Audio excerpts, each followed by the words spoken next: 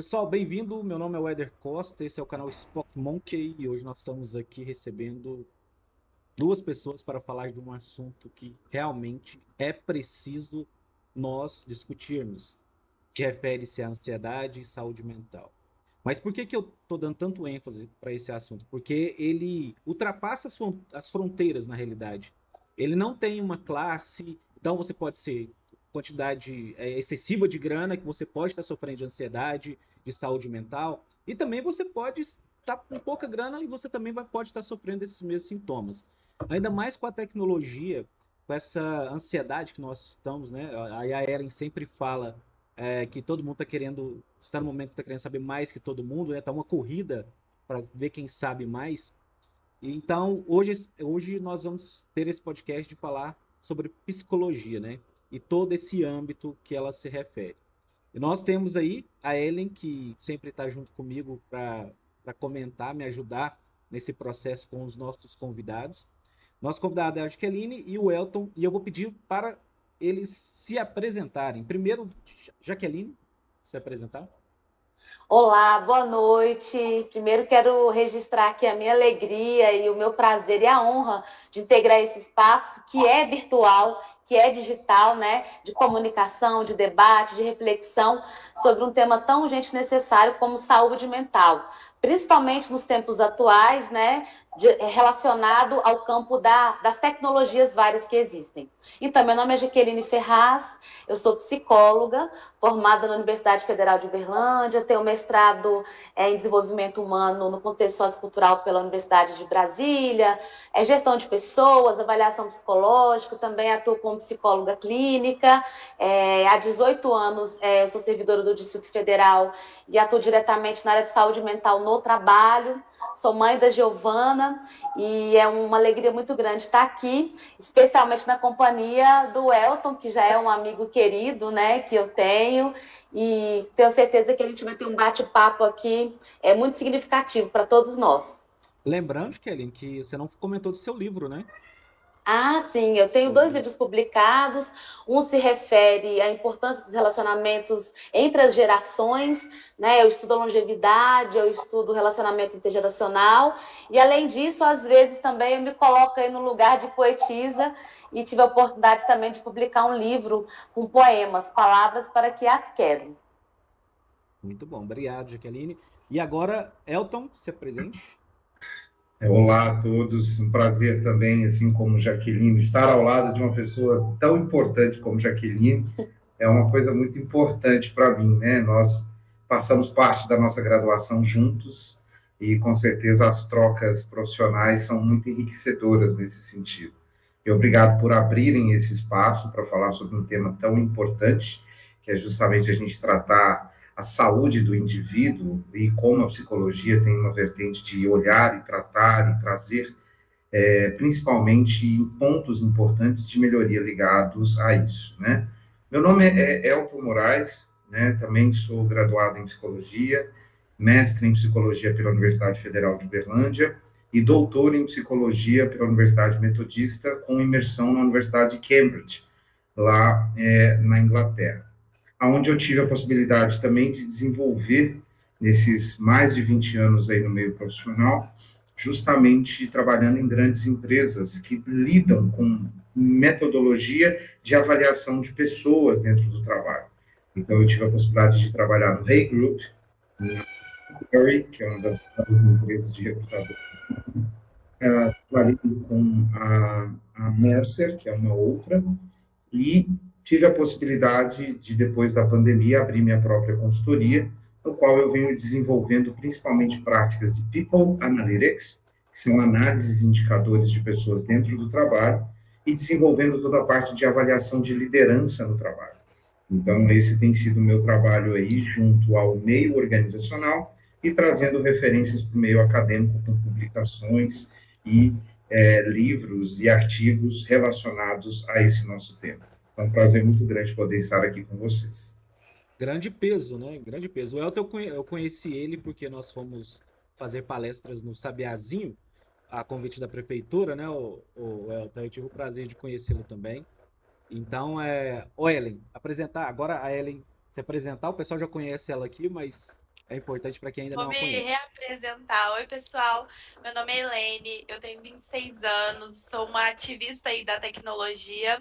Estou entrando nessa área de desenvolvimento, né? Vou me formar agora em análise de desenvolvimento de sistemas. E também faço lives, jogos online, tudo da tecnologia, eu estou um pouco envolvida aí. E isso que vocês falaram da psicologia é muito incrível, porque eu sempre quis cursar psicologia. Eu acho que é uma área maravilhosa de se estudar. E, poxa, gente, grandes nomes aí, hein? Estamos muito felizes em receber vocês, viu? Muito obrigada. Então, Obrigado. então vamos começar o primeiro assunto aqui. Eu acho que é importante comentarmos, porque ele está entre nós, né? Que é o seguinte, as mídias e as redes sociais, elas têm desempenhado um papel muito importante, né? Na que? Em uma pressão determinada sobre todos nós, né? Do que nós deveríamos ser, do que nós somos. Então, eu queria perguntar, e a opinião de vocês, como a tecnologia afeta a nossa saúde mental? Posso começar então, Elton? Ladies first, always. Obrigada, obrigada. Então, nada é ruim, o nada é bom por si só. Costumo dizer que depende do modo como a gente utiliza, né? Então, as mídias sociais, elas de fato trazem uma repercussão muito positiva para vários aspectos da nossa vida. Não é? É uma oportunidade da gente se conectar, da gente se relacionar, da gente conhecer um pouquinho daquelas pessoas que a gente gosta e que estão distantes, então encurta distâncias, né?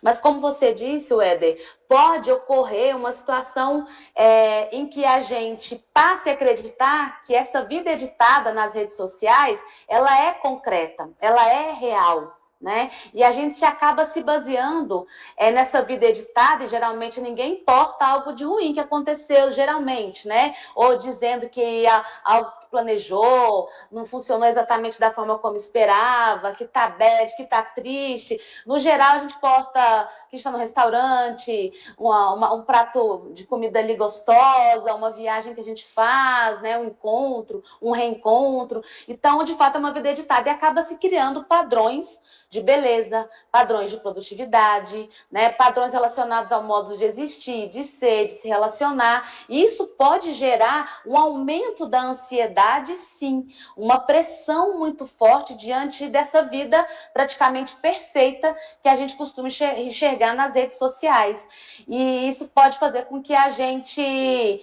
traga para si mesmo essa pressão de modo a diminuir um pouco a nossa autoestima, a acreditar que a nossa vida está muito vazia diante de tanta plenitude que a gente enxerga nas vidas, né, virtuais de outras pessoas, né? Então, tudo isso é muito delicado, complexo, e a gente precisa, sim, parar para pensar, para refletir, para compreender esse mundo virtual, entender qual que é o mundo concreto no qual a gente de fato está inserido e a conexão saudável e adaptativa que pode existir entre esses mundos, né? Então, especialmente a questão da juventude, né? Eu ouço muito, escuto isso inclusive em consultório, né? De pessoas muito preocupadas com os likes, né? Postam as fotos, os vídeos e já querem esse like imediato, como se fosse um sinal de afeto, um sinal de atenção. E a gente hoje, de acordo com pesquisas recentes, a gente vive, na verdade, uma epidemia da solidão. Então, por que estamos tão hiperconectados e, ao mesmo tempo, nos sentimos tão sós, né? Tão frágeis, né? E nós somos hoje o país mais ansioso do mundo. Então, a gente precisa pensar, de fato, como que isso afeta a nossa saúde mental. Lembrando e observando que a ansiedade também, por si só, ela não é patológica, né? A ansiedade faz parte, é uma resposta nossa diante de situações de tensão, como as vésperas do Enem, que vai acontecer amanhã, a segunda prova, né? Diante de uma apresentação que a gente vai fazer na universidade, no nosso trabalho, faz parte a ansiedade, ela tem uma função adaptativa. Quando ela excede e quando a gente não consegue desenvolver estratégias de enfrentamento efetivas para poder gerenciar tudo isso no nosso dia a dia, é que ela passa a trazer certos prejuízos para o nosso contexto familiar, para o nosso funcionamento no campo acadêmico, no campo do trabalho. Então, tudo isso pode ocorrer nessa relação tão feroz com o mundo virtual. Você quer falar também o que você acha, né? Eu acho que a Aline explanou aí muito bem como que a ansiedade está entre nós, né? Então eu até brinco, a ansiedade está entre nós. E como que essa tecnologia nos afeta também, né, Elton? Eu acho que, né, trazendo aí referências do que a Jaqueline traz com muita propriedade, nós temos que entender, primeiramente, que o principal objetivo das redes sociais é um objetivo nobre.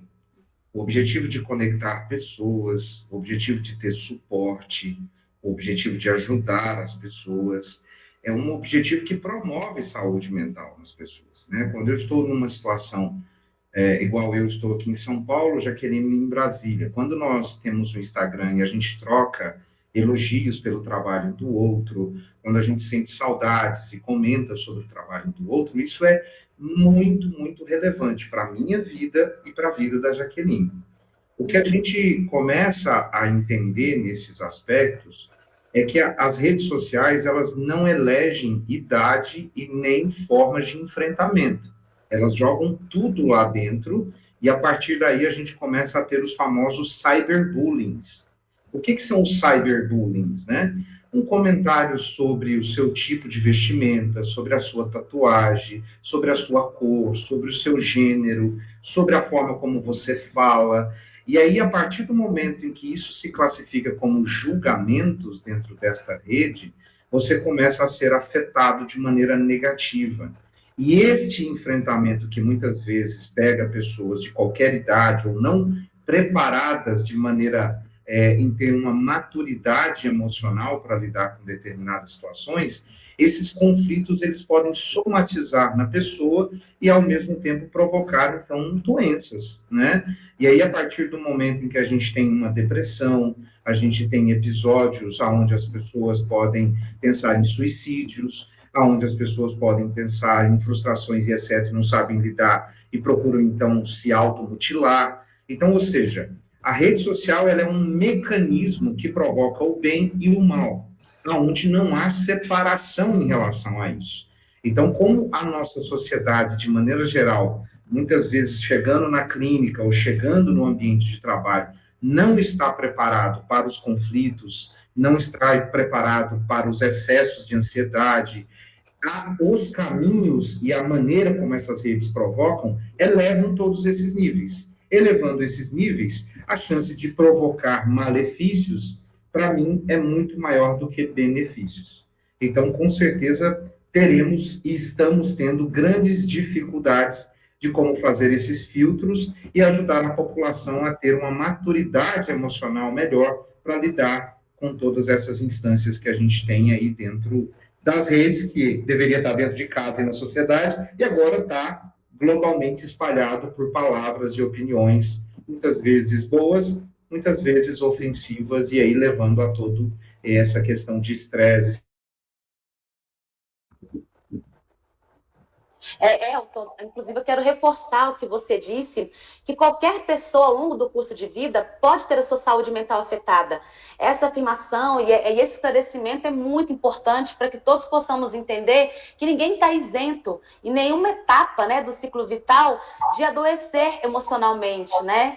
E que adoecer emocionalmente também não é uma escolha, é um processo que ocorre. E você falou muito bem sobre as estratégias de enfrentamento, sobre a questão da maturidade emocional, que a gente precisa cada vez mais tratar desse assunto, né, em todos os espaços relacionais, né? Começando lá na escola, desde muito cedo, a gente falar sobre educação emocional, para que a gente possa desenvolver essa maturidade ao longo do nosso curso de vida, para fazer o manejo dos estressores, que são vários, né? Em qualquer etapa da vida a gente tem estressores. A gente tem estressores na infância, na adolescência, né, na idade jovem adulta, na maturidade, na velhice, e em qualquer momento desse é importante que a gente tenha um repertório para poder compreender o que está acontecendo conosco, que é ao nosso redor, e lidar da maneira mais adaptativa, funcional e saudável possível, né?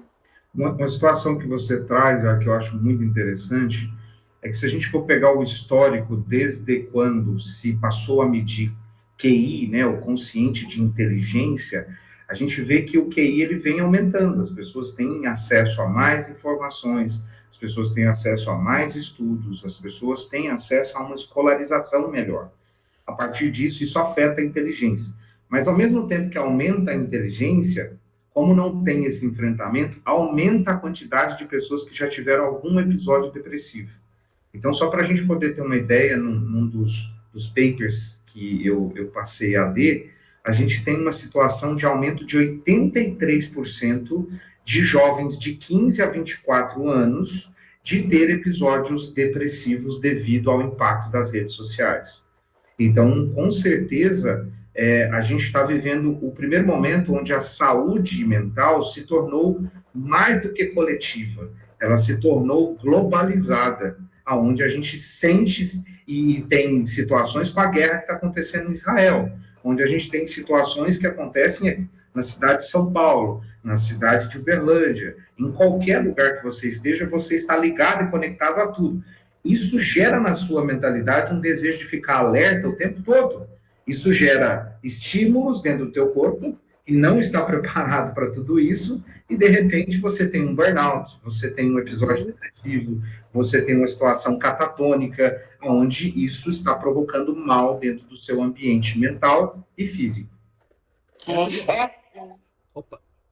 Só para comentar, abrir um parênteses aqui, Elton. Então, eu concordo plenamente com o que você está falando e eu queria a opinião de vocês, porque eu tenho a percepção, mas eu não tenho propriedade para falar sobre, tá? Mas o que eu tenho notado é que essa geração nova, então, depois ali de 90, ano 2000, ela se tornou realmente mais ansiosa, mas pelo fato de nós, por exemplo, nós não nascemos e não tivemos uma rede social nas mãos quando tínhamos 10 anos de idade, 11 anos de idade.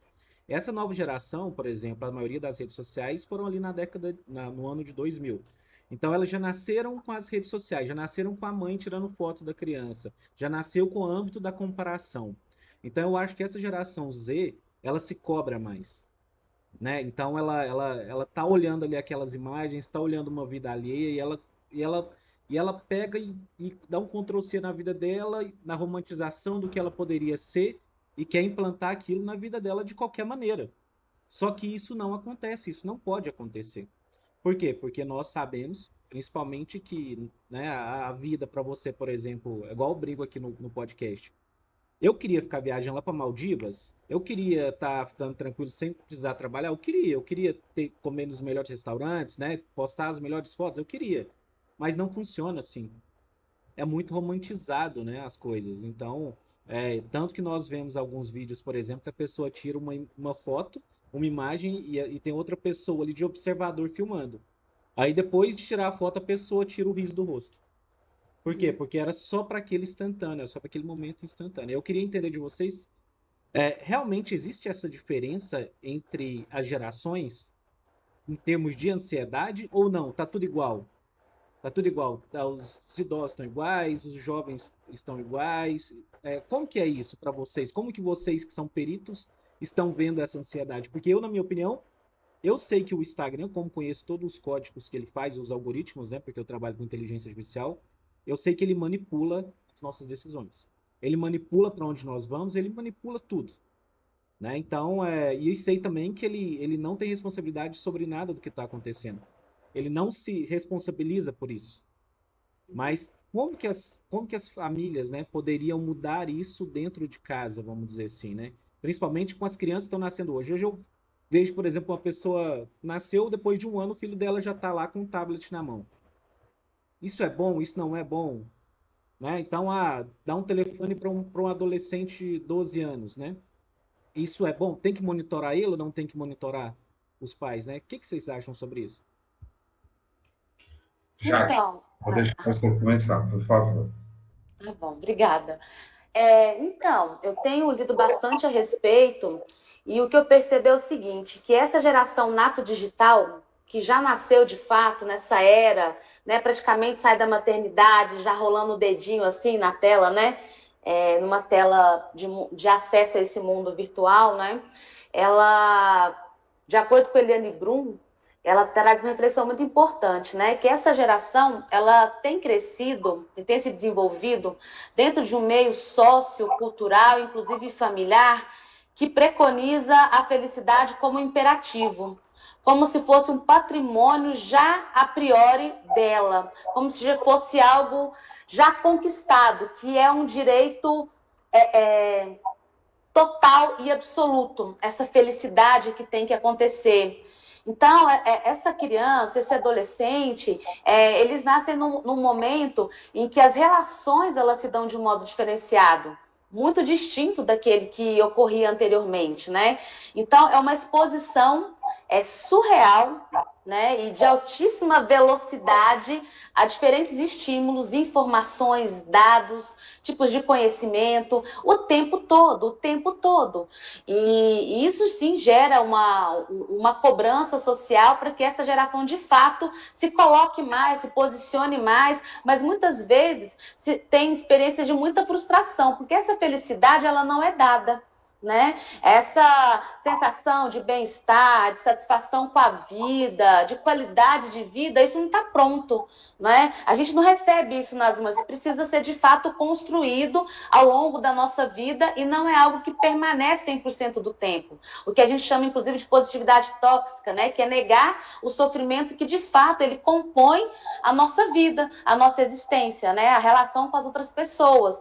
Então, tudo isso, negar esse sofrimento, ficar muito voltado exclusivamente para essa realidade virtual e se descolar do que a gente vive no concreto é algo que pode ser muito ameaçador e muito danoso para a nossa integridade emocional e mental. E sim, as gerações, na verdade, precisam ser sim, monitoradas, as crianças, os adolescentes, no uso das diferentes ferramentas tecnológicas que existem, né? A gente tem cada vez mais tendo acesso a informações, a reportagens, né, de plataformas aí de comunicação, de conexão, sendo utilizadas, infelizmente, de modo, inclusive, criminoso. Né? Para expor situações de extrema violência entre jovens, e aí violência física, violência psicológica, violência dentro das suas diferentes manifestações. Então, a gente precisa compreender que a internet e que esse mundo virtual não é terra de ninguém, né? Por isso, inclusive, há novas legislações, né, sendo criadas a respeito disso, monitoramento geral a respeito dessa questão, né? A gente não pode vilanizar e nem romantizar essa ferramenta, esse dispositivo, né? A gente precisa compreender como a gente está utilizando tudo isso. E ainda é um mundo, um universo inteiro a ser pensado e a ser descoberto também, né? Porque a gente está trocando o pneu com o carro andando. Né? Porque tem essas gerações nato-digitais, mas também tem gerações como a minha, por exemplo, a nossa, que a gente ainda ia para a biblioteca, se a gente quisesse pesquisar algum determinado conteúdo para um trabalho escolar, a gente precisava ir lá, a gente precisava, enfim, pegar o livro emprestado, levar para casa, tinha tempo para entregar, para que você pudesse ler e concluir essa leitura, né? Hoje a informação está aqui, ó, na ponta do dedo, num celular, que em média, de acordo com pesquisa, a gente acessa ele 221 vezes por dia, a gente pega no celular, essa é a média nacional, né, aqui no Brasil, e que a gente pega o celular para acionar o aplicativo do banco, para se conectar com pessoas, como o Elton falou, entrar no Instagram, ver o trabalho um do outro, como é que ele está, e mandar um direct, né, acessar inclusive outras questões, como o estudo, né, a pandemia, ela tornou cada vez mais evidente a necessidade e a importância das tecnologias várias, né, no campo da saúde, por exemplo, a telemedicina, a psicoterapia online, que já eram modalidades que existiam, mas não tinham tamanho e visibilidade, né?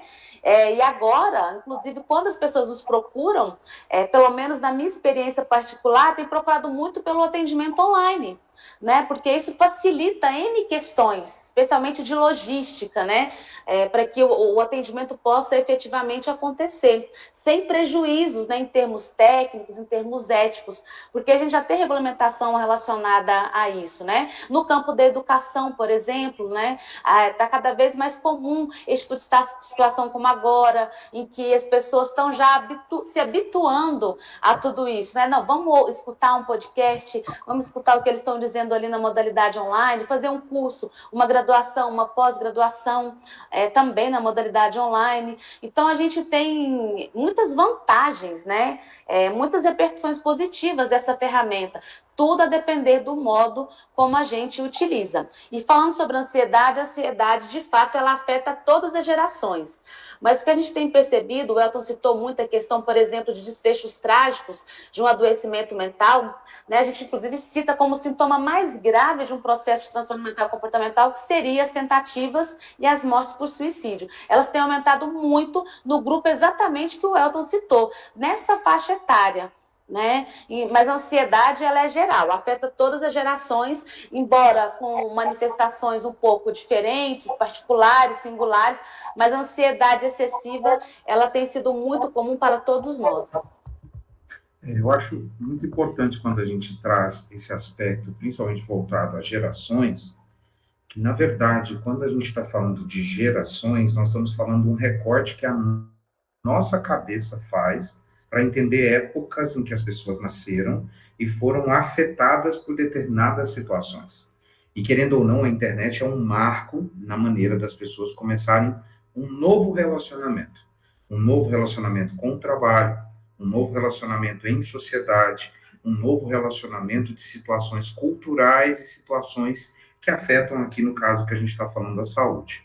Então, quando a gente está olhando para isso, se a gente for pegar cientificamente o estudo do cérebro humano, da anatomia humana, não mudou em relação a isso.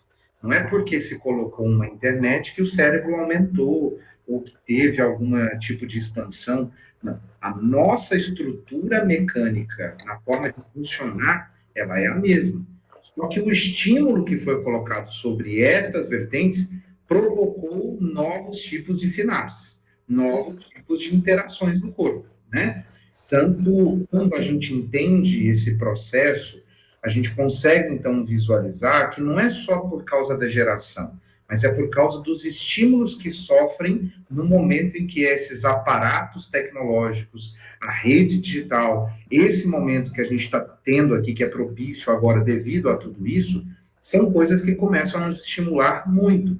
E aí, a Jaque pode me ajudar muito em relação a isso, que eu lembro que a gente estudava muito a psicologia do desenvolvimento. O desenvolvimento tem etapas. Você não pode acelerar determinados processos que, com certeza, vai fazer falta em algum momento. Então, por exemplo, disciplina é fundamental para eu aprender a distinguir coisas que eu quero fazer e como é que eu vou alcançar. Frustração é fundamental para movimentar isso. O que acontece é que o cérebro, já desde pequeno, está sendo colocado a tantos estímulos e a tantas situações que ele não aprendeu a enfrentar. E aí, em um determinado momento em que esses estímulos vêm de uma maneira muito forte, ele não aprende a nomear e ele se perde. Ele fala, como é que eu enfrento isso? Nunca... fotos vazadas no nudes. Poxa, eu nunca passei por isso. O que é passar por isso? Não sei o que é isso.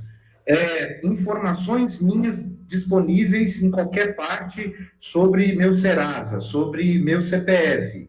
Ou seja, alguém me xingou na rede. Nossa, eu estou com raiva. Ou seja, estas emoções que já lá atrás, se eu perguntar aqui para vocês, nomeiem emoções, talvez vocês vão me trazer umas 10, 15. Nós temos mais de 200 emoções e a gente não consegue nomeá-las no nosso corpo.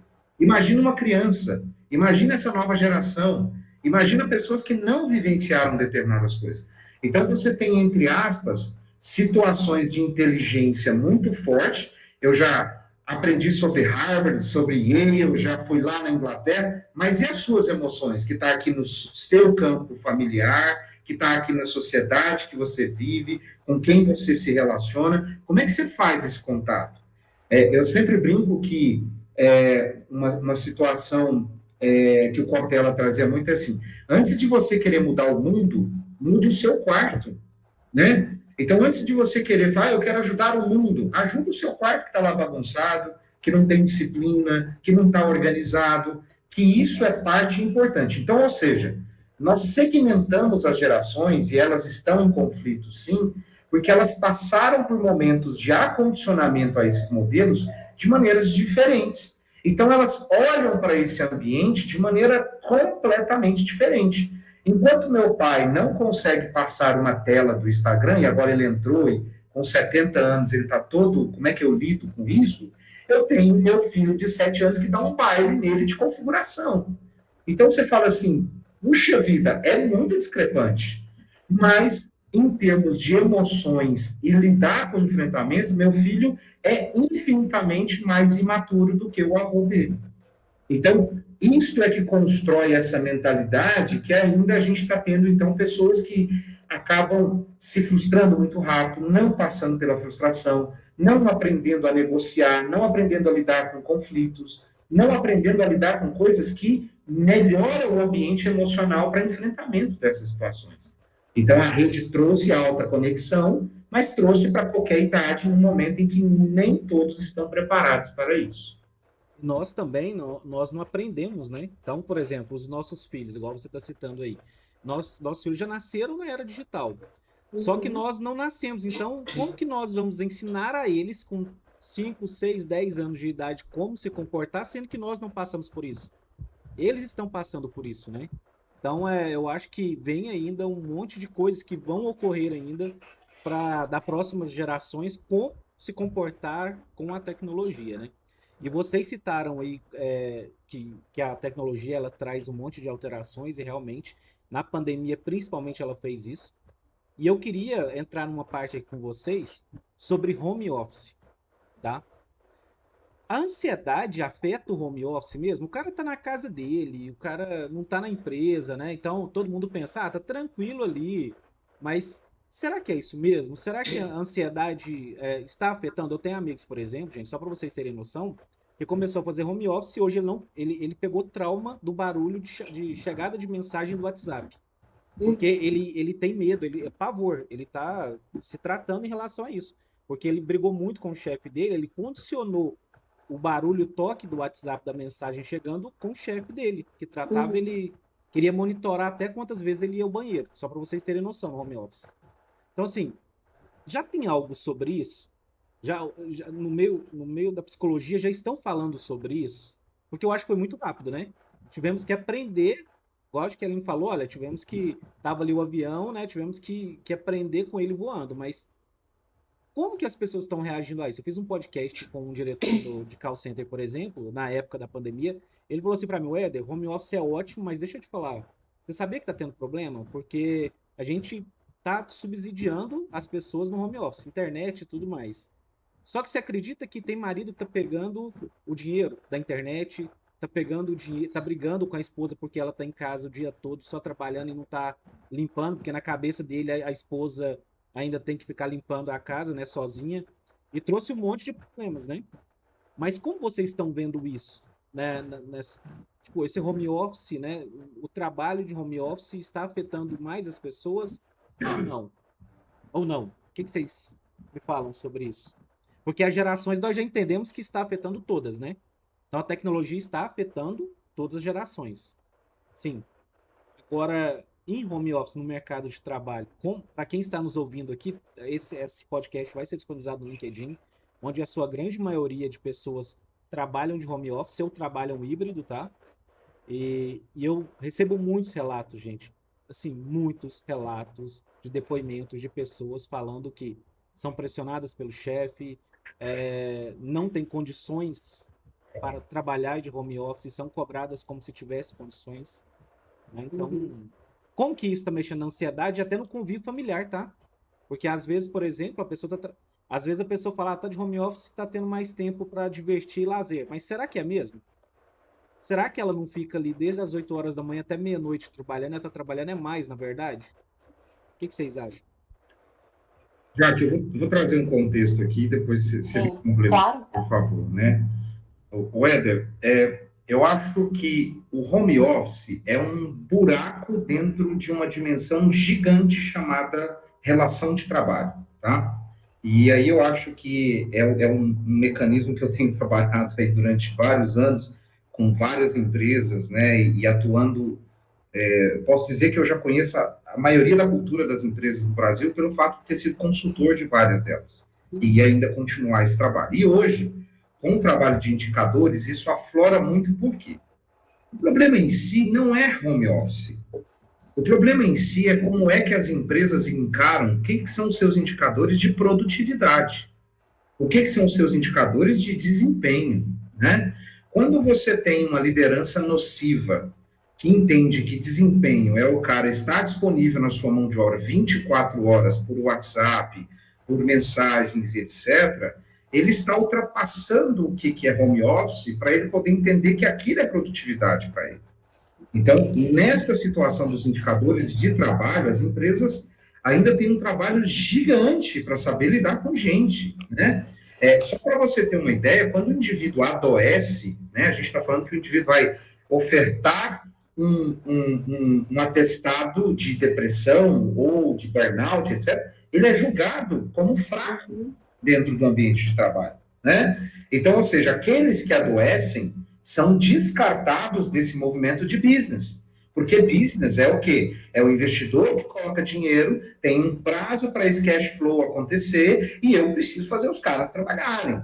Os mecanismos psicológicos que tem por trás disso, que é o engajamento, a satisfação no trabalho, o bem-estar no trabalho e etc., são formas que a psicologia fala, olha, o indivíduo não produz 100% do tempo. O cérebro dele tem movimentos de trabalho. O conhecimento dele tem movimentos de trabalho. Como é que eu meço e posso ajudar a contribuir para isso? Aí o cara vai lá e pega um puff e coloca o puff no meio do ambiente e fala, temos aqui um espaço de descompressão. É mais um espaço bomba, porque a hora que o cara deita lá naquele puff, todo mundo fala, o cara não trabalha, o cara é preguiçoso. Então, ou seja, na verdade, o home office deveria ser uma forma de flexibilização do trabalho. O que é flexibilização do trabalho? É lidar com o indivíduo dentro de outros espaços, produzindo de acordo com metas, de acordo com governança corporativa, de acordo com acordos e de acordo com alinhamento de expectativas. Se a empresa não tem isso, tudo que ela demandar para o indivíduo vai ser um estressor gigantesco estando na casa ou estando na empresa. Então, os indicadores de home office não são claros ainda para muitas dessas organizações, tanto que várias empresas, sem ser as de tecnologia, estão pedindo para o pessoal voltar para o ambiente de trabalho. Por quê? Eu não sei gerenciar vocês na casa de vocês, eu vou gerenciar aqui. Porque se eu vou gerenciar na casa, eu coloco tantos controles, tantas situações que vocês adoecem. Então, eu vou fazer aqui. Aí ele chega no trabalho, tem um chefe grosso, tem um chefe que assedia, tem um chefe que se comunica de maneira imperfeita e não clara, e isso tudo são estressores. Então, para mim, o objetivo não é home office. O objetivo é como que eu lido com flexibilidade no trabalho e que indicadores são importantes para o meu negócio. Se eu pego uma organização onde... E isso é muito engraçado, Éder, você deve ter vivido isso também. Você vai para uma organização, tem lá as metas. Você pode olhar que no orçamento da empresa não tem linha nenhuma para lidar com a saúde do empregado. Tem linha somente para entregar as metas e tem que entregar naquele objetivo e daquela forma. Se a empresa tem, na sua própria, de alcançar seu quadro de metas, desenhado que ela não tem espaço para lidar com gente, obviamente isso é custo. Então, se é custo, sai quem está doente, entra quem está bem e vamos continuar trabalhando, que a gente tem que entregar o resultado. Então, eu acho que o modelo da relação de trabalho ela está sendo, nesse momento, por várias grandes empresas, questionada. A jornada de trabalho é essa mesmo? A maneira como o indivíduo entrega resultados deve ser conectado 24 horas por dia? Qual a maneira como a gente quer ter pessoas dentro do ambiente de trabalho? Isso custa dinheiro. Da onde que vai sair isso? Do bolso do acionista? Do bolso do resultado da empresa? Então, acho que são questões muito mais profundas do que só levar um indivíduo para casa. Tá? Não, e tá certinho, eu concordo em gênero, número e grau, tá, Elton? Falamos sobre isso num podcast anterior, que o modelo de trabalho hoje é muito arcaico. Hoje eles contratam uma pessoa e falam, você vai ficar aqui das 8 horas às 18. Às vezes o cara não tá fazendo nada, ele fica 5, 6 horas sem fazer nada. Por quê? Porque ele não é avaliado por entregabilidade. Ele é avaliado por horas que tá lá. Então o chefe gosta de ver ele lá. Ele tem que estar lá, mas imagina se o chefe, né, e as empresas entendessem que monitorar por entregáveis é muito melhor, né? Porque ele seria muito mais produtivo do que simplesmente monitorar por horas. Horas que eu falo é no CLT, né? Então, das 8 às 18 o cara tem que estar lá. E as empresas estão retornando, é igual você falou, não existe almoço grátis nas empresas, isso as pessoas têm que entender de uma vez por todas, porque não adianta colocar escorregador, cervejeira no meio da sala. Você foi muito feliz na hora que você comentou que sala de descompressão o quê? Tipo, você vai lá, se você, sala de compressão é 5 minutos. Se você ficar lá meia hora, seu chefe vai lá e vai bater na porta e falar, cara, e aí? O que você tá fazendo aí? O que você tá fazendo jogando sinuca aí mais de meia hora? Então é para inglês ver, porque quem vai pagar essa conta, né, Elton? Tipo, o investidor ele quer dinheiro. Só que qual que é a melhor forma de se tratar isso? Eu acho que isso tem que ser discutido. Porque de nada adianta ter um funcionário com impacto na saúde mental, né? Então, por várias referências que pode acontecer com ele durante todo o seu ciclo de trabalho, do que simplesmente ganhar dinheiro. Porque daqui a pouquinho, né, as empresas não vão conseguir consolidar e mascarar essa imagem que elas vendem para o mercado, que é uma imagem que se preocupam com as pessoas. E na verdade não é. Porque se as pessoas começarem a sair por problemas de saúde, né, mental, isso vai ser muito mais. Vai danificar muito mais o brand da empresa do que simplesmente ela. E é um desafio, tá? Não estou falando que eu tenho aqui o cálculo certo, que eu tenho a Sim. resposta certa, porque eu sei como o desafio é tão grande de você colocar as metas e também do funcionário, o Elton, Jaqueline e Ellen, ter e respeitar as diretrizes do que ele foi contratado, por exemplo, no home office. Eu tive amigos, por exemplo, que estava trabalhando de home office, ele começou a trabalhar em 6 empresas de uma vez. Então o que ele fazia? Ele falava para as empresas que trabalhavam só naquela, mas na verdade ele estava trabalhando em 6. Aí quando dava um problema de saúde, né, ansiedade, ele culpava determinadas empresas, mas na verdade o que ele estava fazendo para mudar aquilo também? Eu acho que por isso que é muito novo, né? Não tem a resposta certa. Mas eu acho que nós temos que entender também o nosso limite como ser humano. Principalmente o nosso limite como ser humano. Então, temos que entender como que eu faço, né? Eu trabalho muitas horas por dia. Mas eu prezo 30% do meu tempo para a família. Então, todos os dias eu tenho meu horário para ligar para os meus pais. Todos os dias eu tenho horário para ligar para minha esposa. Entendeu? Todos os dias. Por quê? Porque se eu não fizer isso, eu vou passar o decorrer do meu dia e não vou ter ligado para ninguém. E o dia passa tão rápido que agora mesmo um dia se tornou 6 meses.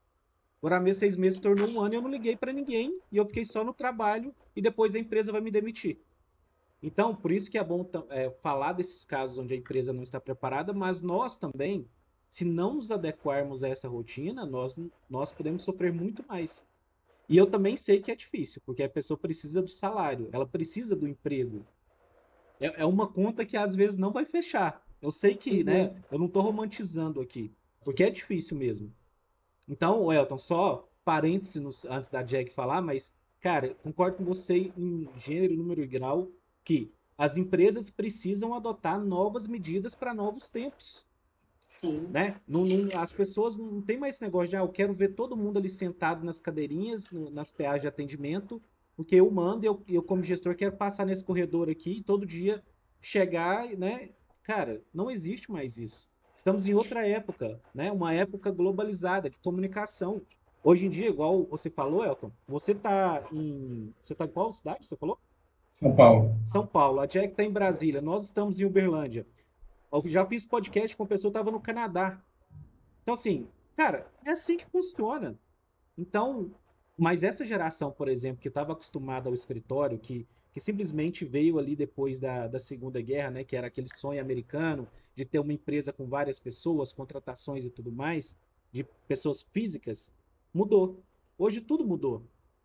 Então, e nós que somos gestores, né, na maioria acima de 30, 40 anos ali que são gestores atuais, eles talvez não acompanharam tanto essa tecnologia, não entenderam tanto como eles podem se beneficiar com ela, né? Com os entregáveis. Eu falo muito isso, pessoal, né? Os desenvolvedores também que trabalham comigo. Cara, entrega. Tem que entregar. Entregáveis é muito mais bonito. Você não precisa puxar saco de ninguém. Você não precisa aguentar desaforo de ninguém. Você precisa entregar.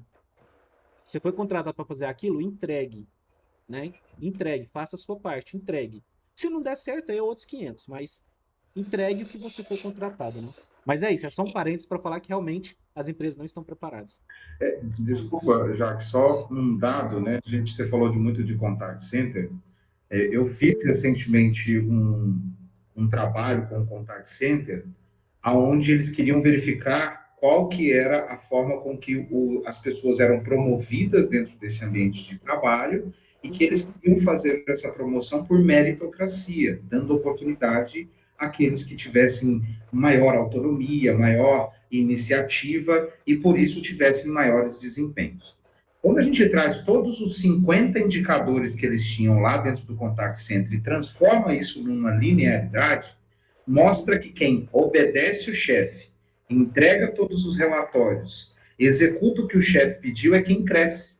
O cara que questiona o processo, que quer inovar e que quer diferenciar, ele vai embora.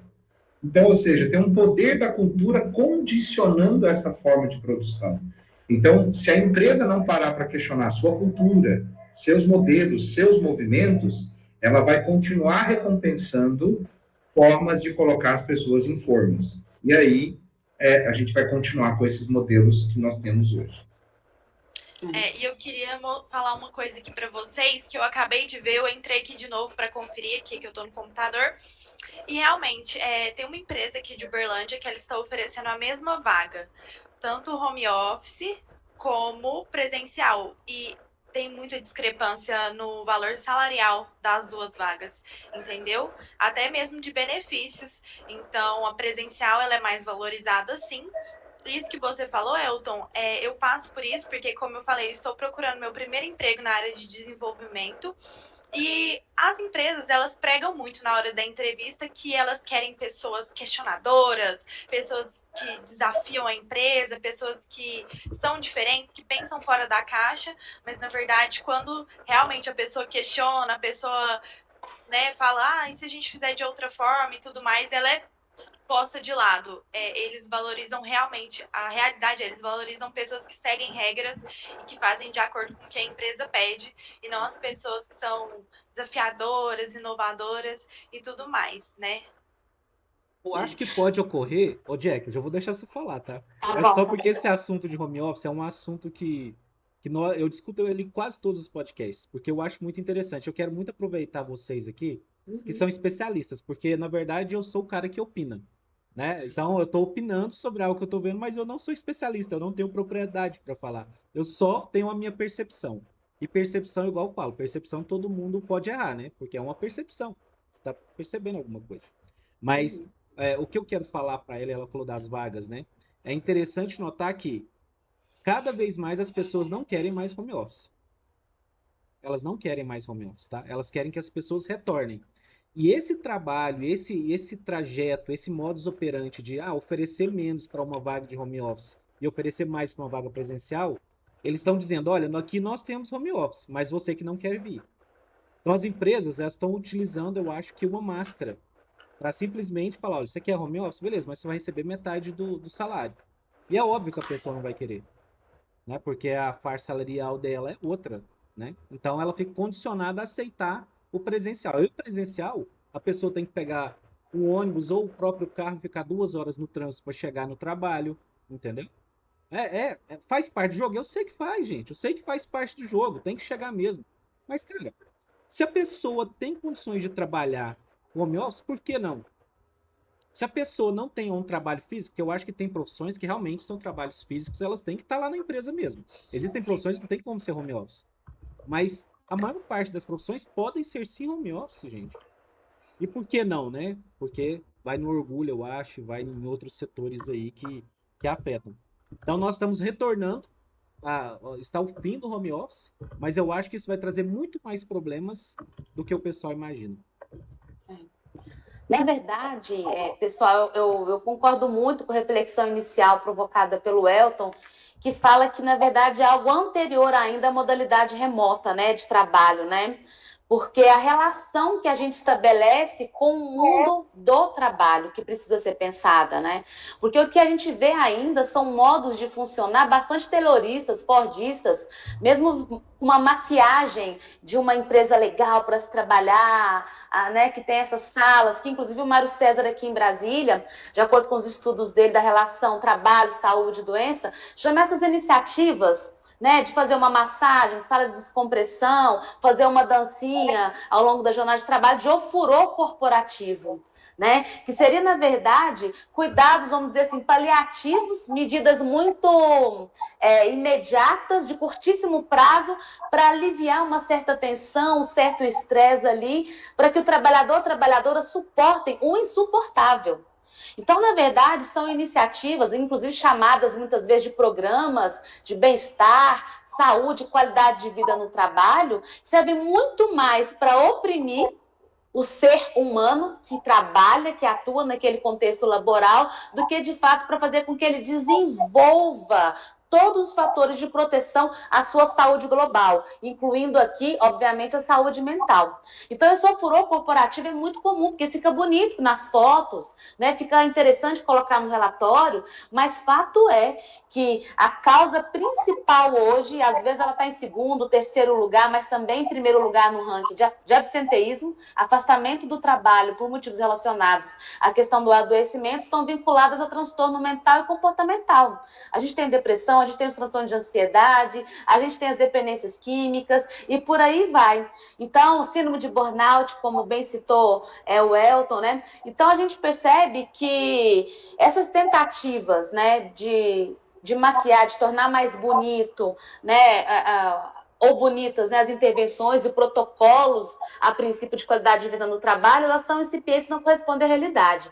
E acaba que muitas organizações do trabalho, por não saberem ainda lidar, né, com a modalidade remota, ainda muito vinculados, como eu disse, esses modelos tradicionais, essa cultura ainda que oprime mesmo ainda o trabalhador, o enxerga como uma peça de uma máquina, mas nós não somos peça. Né? Como eu estou falando, não é assim, o trabalhador, a trabalhadora, ele adoeceu, é como se ele fosse um pedaço ali da máquina que quebrou e a gente joga fora e contrata outra pessoa que está bem, até que ela, né, no final também adoece, a gente vai e coloca outra pessoa. Então é um modelo ainda bastante perverso e desumano que a gente percebe, né?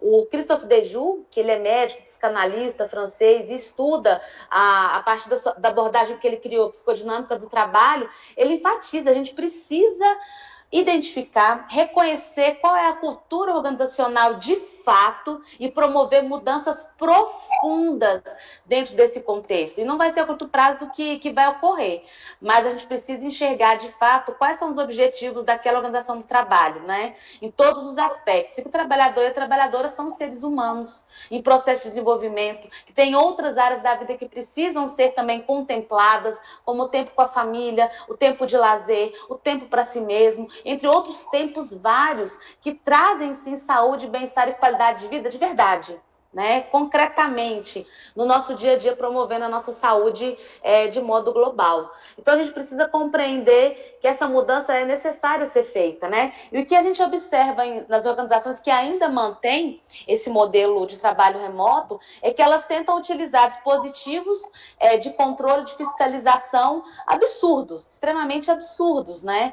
E que geram, sim, processos de extrema ansiedade, processos depressivos, de adoecimento no geral para os seus trabalhadores e trabalhadoras, né? As notificações que geram aquele senso de urgência, eu preciso responder, eu tenho que responder o tempo todo, 24 horas por dia, 7 dias por semana, né? Uma invasão do nosso território pessoal, privado, né? Do trabalho, de conteúdos do trabalho. E eu sempre digo que só de pensar sobre o trabalho, isso já é trabalho, isso já é um estressor para a gente. Então, quando uma chefia, um gestor, uma liderança envia um e-mail para você e chega a notificação aí que teu e-mail é daquela relacionado ao trabalho, você já se sente ali pressionado a lidar com aquele conteúdo do trabalho, que invade inclusive o sono, né? A gente tem aí vários transtornos relacionados também à alteração no sono, na alimentação, né? Então a gente percebe que é um modelo ainda de relação com o trabalho que existe e que tende a adoecer o seu trabalhador e esse trabalhador. Então precisa ser revisado e a gente precisa encarar isso de modo transparente, de modo franco, com base científica, estudando de forma mais aprofundada essas temáticas para poder implementar mudanças que não sejam um ofurô corporativo. E deixa eu só um parênteses também na fala da Jack, só para eu sei que ansiedade é assintomático, né? Que fala. Então você não consegue, às vezes. Não sei se é a palavra assintomático, tá? Mas eu acho que ansiedade, você não consegue ver isso. Ansiedade e saúde mental, quando a pessoa tá com algum problema relacionado a isso. Como que o chefe pode identificar? Tem algum detalhe que se o chefe. Porque o chefe geralmente ele acha que tá normal cobrar, né? Mas qual que é a resposta do funcionário, né, do associado, para com ele que acende a lanterna, o Jack e Elton, que pode acender a lanterna do gestor e falar assim, peraí, algo pode estar ocorrendo ali. Deixa eu ir com calma, né? Tratar pessoas diferentes de formas diferentes. Existe algum sintoma? Na verdade, o que acontece? Tudo que envolve o contexto da saúde mental, a gente costuma dizer que é muito do invisível, né? Quando alguém se coloca para você, diante de você com o braço quebrado e que está engessado, você rapidamente vai tentar de algum modo trazer algum conforto para essa pessoa, compreende que ela está em tratamento, que ela vai precisar de 30, 45 dias de medicação, de repouso, até retirar esse gesso e restabelecer, né, aquela situação, aquele quadro. Mas no campo da saúde mental, às vezes é muito complicado a gente identificar, porque a gente vive uma cultura que, na verdade, não enfrenta diretamente a questão da saúde mental. Uma cultura bastante preconceituosa, permeada por tabus e várias ideias preconcebidas relacionadas ao adoecimento mental. Que, inclusive, isso tem nome, se chama psicofobia. A psicofobia, ela diz respeito a todo tipo de preconceito e também comportamento discriminatório voltados, direcionados para alguém que apresenta alguma questão na área do adoecimento emocional. A gente costuma muito ouvir aí, né? Quem tem depressão é frescura, é porque não tem roupa para lavar, é porque não tem fé em Deus, né? É porque ela não tentou com toda a força de vontade dela melhorar. E como eu disse no início, né, não é uma escolha pessoal o adoecimento. Eu não pego a agenda aqui de 2024, por exemplo, e digo, qual seria o melhor momento do ano para que eu possa adoecer? Eu vou escolher adoecer em março para provocar isso, aquilo. Não, é um processo que ocorre e a gente percebe muito que as organizações de trabalho culpabilizam extremamente o indivíduo, a pessoa, o trabalhador, trabalhadora, pelo seu próprio processo de adoecimento. E como é que a gente pode perceber, né, Éder? Tem muitos aspectos. O Elton falou aí de algo que muitas organizações do trabalho, infelizmente, não se atentam de modo real, concreto, que são os indicadores, né? Tem vários indicadores no campo da área da saúde que você pode implementar no seu setor, na sua empresa, para poder perceber o que está acontecendo. Mas isso assim, não é para mascarar, não é para fazer relatório bonito no final do mês, é olhar de modo mesmo franco, honesto para essa área, né? E compreender como é que está o adoecimento. A gente chama, às vezes, até de evento sentinela, né? Se você percebe que determinado setor está tendo alto índice de afastamento do trabalho, de absenteísmo, por exemplo, né? Por CIDF, que é a Classificação Estatística Internacional de Doenças, que o F significa categoria de transtornos mentais, comportamentais, o que será que está acontecendo? Ao invés de culpabilizar o trabalhador que se afastou, ou os trabalhadores que se afastaram, compreender o que será que a organização do trabalho tem a ver com essa história de adoecimento, né? O que cabe a ela dentro desse processo, né, implementar, executar, realizar, planejar, para poder contemplar de fato a saúde mental dos seus trabalhadores e trabalhadoras, né? Isso eu estou falando apenas uma das possibilidades, mas o padrão de comportamento e de rotina de trabalho de um determinado trabalhador, se ele começa a apresentar um déficit muito grande, se ele começa a apresentar situações relacionadas à concentração, ao planejamento, à atenção, à memória, mas tudo isso, a organização do trabalho tem que estar atenta. Os colegas de trabalho, todas as lideranças, elas precisam se informar sobre tudo isso para que elas possam identificar possíveis sinais, né, sintomas que possam estar surgindo ali no seu contexto de trabalho, né? Então, isso, na verdade, é uma mudança, eu diria, estrutural, né, e também simbólica, que a gente precisa implementar nas organizações de trabalho. Primeiro é não negar que o adoecimento mental ele existe, ele pode ocorrer. O sofrimento, segundo o Deju, faz parte dessa relação nossa com o trabalho, mas esse desdobrar-se para o processo mais patológico, isso está influenciado por N questões, muitas variáveis, não apenas individuais, mas também do ponto de vista organizacional. Eu acho que muito interessante isso que a Jaque traz, porque quando nós estamos falando dessa relação, eu também quero trazer aqui um ponto de atenção para o indivíduo, tá? A gente fala muitas vezes da organização, da empresa, mas a empresa é feita de indivíduos. E esses indivíduos, muitas vezes, não estão preparados para esses novos modelos de trabalho. Então, se você entra numa organização na qual você fala assim, vou reunir um grupo de alta performance de pessoas pensantes e que tem que tomar decisões sobre o budget e entregar o resultado, você pode ter certeza que você não vai encontrar um profissional tão qualificado tão rapidamente. Então, existe a configuração do ambiente que é feita para comando e controle, modelos tayloristas, fordistas e maneiras de entregar o resultado final, ou maquinário e fabril e etc., mas existe muito da situação dessa mentalidade de empreender e ser dono desse ambiente. Então, né, muitos acionistas talvez teriam essa ideia de montar empresas desta forma, mas para isso, a gestão do conhecimento, lideranças sendo formadas com desenvolvimento constante, esta forma de atuar deveria ser modificada. Quando um líder vem e fala assim, ó, esta meta é impossível de entregar. Então, o que o cara tem que falar assim, se vira, vai lá e entrega. Não. Quais são os seus argumentos? Quais são as situações? Aonde que precisam ter melhoria? Esse tempo de debate dentro do ambiente de trabalho é o que é saudável. Só que o que acaba acontecendo é que dentro dos modelos de comando e controle, eu tenho que executar. Então, se eu tenho que executar, eu não entendo por que eu estou fazendo aquilo, mas me pediram e eu vou fazer. Por quê? Porque eu tenho contas para pagar, porque eu tenho outras coisas. Não existe mundo ideal e nem perfeito. A gente tem que atuar sobre a instabilidade do movimento e saber como é que eu atuo sobre ela. Então, o indivíduo tem responsabilidade sobre isso. E aí, quando você pergunta, e acho que a Jaque já brilhantemente trouxe, assim, muitas pessoas confundem depressão com tristeza. Fulano está triste, né?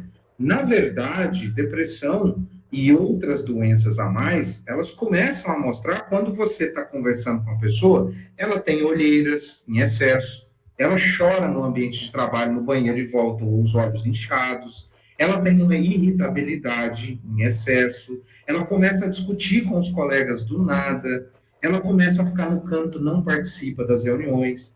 Se você não tem uma liderança próxima desse grupo, dificilmente ele vai olhar para esses aspectos. Porque quando ele olha para o indivíduo, ele sabe que ele está devendo tarefas, sabe que ele não entregou no prazo, sabe que ele tem que fazer mais coisas, sabe que ele tem que entregar além. É esta a visão que o gestor muitas vezes tem do indivíduo. Então, com certeza. E muitos não foram formados para falar com gente, foram formados para falar com números.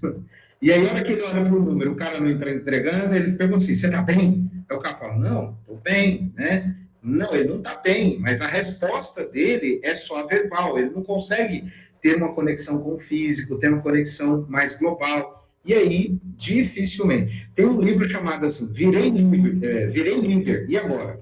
Porque nenhuma faculdade que a gente passar nos ensinou a ser líder, nos ensinou a ser gestores.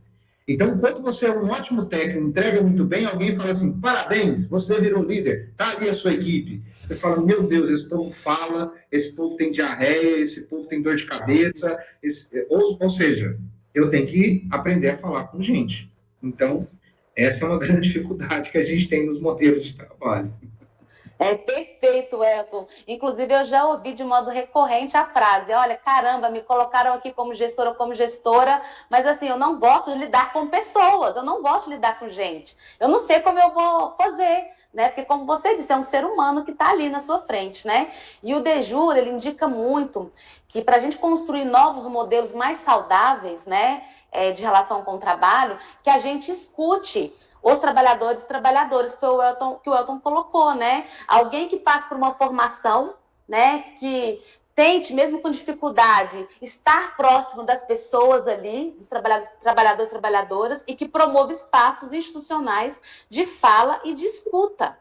Né? Porque, no geral, os trabalhadores, quem está na ponta, sabe muito bem quais são as principais dificuldades e quais as possíveis soluções. Eu já tive a oportunidade de atuar nessa área em algumas pastas, em algumas secretarias aqui do governo do Distrito Federal, e, às vezes, aplicando ali uma roda de conversa, um grupo focal, um grupo de escuta, de acolhimento, né, de profissionais dos diferentes setores daquela pasta, eles traziam soluções, às vezes, assim, que o gestor, a gestora não tinham pensado De forma alguma. Inclusive, muito fáceis de aplicar, tangíveis, possíveis de serem colocadas na realidade concreta, né? E se eles tivessem disputado anteriormente os próprios servidores e servidoras, eles já teriam avançado e muito ali naquele contexto laboral, naquele ambiente de trabalho. Então, é muito importante a gente escutar. Mas, como o Elton bem colocou, a gente precisa de um processo de formação, né? Muitas vezes, o que eu percebo? Pega-se uma pessoa excelente, uma determinada forma de trabalhar, às vezes ali algo muito específico, muito técnico, e porque ela se saiu muito bem, eles já vão colocá-la como líder, como gestor, como gestora, e joga ele ali aos leões, né? Então é muito delicado. Eu sempre coloco, né, que gestor e gestora, eles também são gente, são pessoas e estão em desenvolvimento. Então é um processo que a gente precisa observar os vários pontos de vista, né, relacionados a essa questão. E deixa eu fazer uma pergunta para vocês. Então, o chefe não é a melhor pessoa, vamos dizer assim, porque ele está cobrando meta, né, Elton? Igual você falou. Ele foi criado ali para cobrar meta e isso é um fato, né? Mas eu, por exemplo, eu estou ali na empresa e estou começando a ter alguns sintomas ali de ansiedade, né? Não estou dormindo direito, estou demorando a dormir ou não durmo bem durante a noite. O que eu posso fazer? Porque eu não posso também sair do trabalho, igual eu falei, não vamos romantizar a coisa, né? Eu vou sair do trabalho, vou chutar o balde, chegar lá e falar, cara, eu vou viver de vento. Não vou. Mas em contrapartida, como eu posso trabalhar isso? Existe alguma forma que eu possa trabalhar essa ansiedade? Porque a gente sabe que chefe é tudo igual. Eles falam que chefe só muda de endereço, né? Chefe, na maior parte das vezes, é muita sorte você pegar um chefe mais conciso, porque todos trabalham por meta e resultado. Mas como funcionário, como associado, o que eu devo fazer? Eu sei que um psicólogo na vida de uma pessoa é a melhor coisa. Tem pessoas hoje que usam o psicólogo como uma. Tipo, eu vou pro psicólogo. Leva assim como qualquer coisa, né? Mas a maior parte não. A maior parte, quando vai ao psicólogo, por exemplo, ele muda a vida da pessoa. Muda a forma de ver. É o momento dela simplesmente discutir, falar dos medos, ansiedades, né? Então, porque ela pode falar para a pessoa. Mas o que vocês acham que o funcionário tem que fazer? Então, Qual que é a indicação de vocês? a gente está falando aqui, talvez para um público em massa que trabalha com tecnologia, né, que está voltado às questões de desenvolvimento, de programação e tal. E uma situação que eu acho que é importante a gente trazer é que existem públicos e públicos, né? E este público que a gente está falando, que trabalha, que tem um trabalho formal, que tem uma mão de obra, a gente deveria entender que no seu núcleo, todas essas pessoas deveriam ter uma formação, primeiro, olhando para as suas questões financeiras, para ele saber dividir o dinheiro dele, saber como gastar, então, toda uma educação financeira, uma educação mental, que é isso que a gente está falando aqui, né? E, obviamente, uma educação voltada ao corpo. Então, parte dessas pessoas tem convênio médico, parte dessas pessoas tem acesso, né, a uma questão de tratamento. Então, o que acaba acontecendo é que quando você tem essa situação, o que nos diferencia da máquina ainda é um negócio chamado consciência. Inteligência a máquina tem. Por quê? Porque ela segue um modelo muito mais rápido que eu e muito mais efetivo. Mas consciência, não. Consciência eu tenho, eu consigo parar, paralisar, mover, chorar, eu consigo fazer outras coisas no meu ambiente mental. Então, por que se trabalha tanto o autoconhecimento junto às pessoas? Porque a primeira situação de uma pessoa que passa por isso é levantar a mão e falar assim, estou com problemas. Porque o que a gente acaba vendo muitas pessoas é que isso não é nada não. Isso não faz parte. Deixa isso de lado. Não vou procurar ninguém. Primeira coisa, quando você começa a dormir mal, sintomas de, talvez, alguma situação de tremor, sudorese constante, choros do nada, situações igual essa que o telefone toca e eu começo a tremer. Cara, eu não estou bem. Então, a primeira situação que eu sempre indico, acho que a Jaque também tem uma relação muito forte, é exames físicos. Vamos ver como é que está seu corpo, se tem alguma questão tumoral, se tem alguma questão sanguínea, se tem alguma questão voltada ao seu estado físico. Não tendo, com certeza, uma indicação para usar outros métodos e modelos que vai te dar. Porque se eu falar para você, nossa, você está passando por faça uma meditação, faça uma yoga. Cara, eu não sei o que você está sofrendo. Eu não sei o tamanho do sofrimento que você tem, porque a campainha do celular pode estar ativando em você N questões na sua história de vida, que eu não a conheço. Se eu falo para você fazer meditação, você chega lá, o cara bate no sininho da meditação, você, poxa vida, o que eu estou fazendo aqui, né? Então, ou seja, entender a relação enquanto ser humano e que eu sou um ser que tenho situações na qual eu não consigo lidar sozinho, é o primeiro movimento para falar, eu preciso de ajuda. Então, precisar de ajuda não é uma fragilidade. Precisar de uma ajuda é a maior fortaleza que uma pessoa pode ter para buscar, então, maneiras de olhar para isso, né? Então, essa coisa de dar fórmulas, eu fico muito receoso, porque eu posso ajudar ele a, olha, respira, né, oxigênio, aí o cara está lá com um tumor respirando. Não, bicho, vai para o médico, meu amigo, vai olhar o que está olhando lá. Então, eu acho que tem alguns pontos que é o autocuidado. Por que a gente faz Novembro Azul, sei lá o que, mês de maio, né?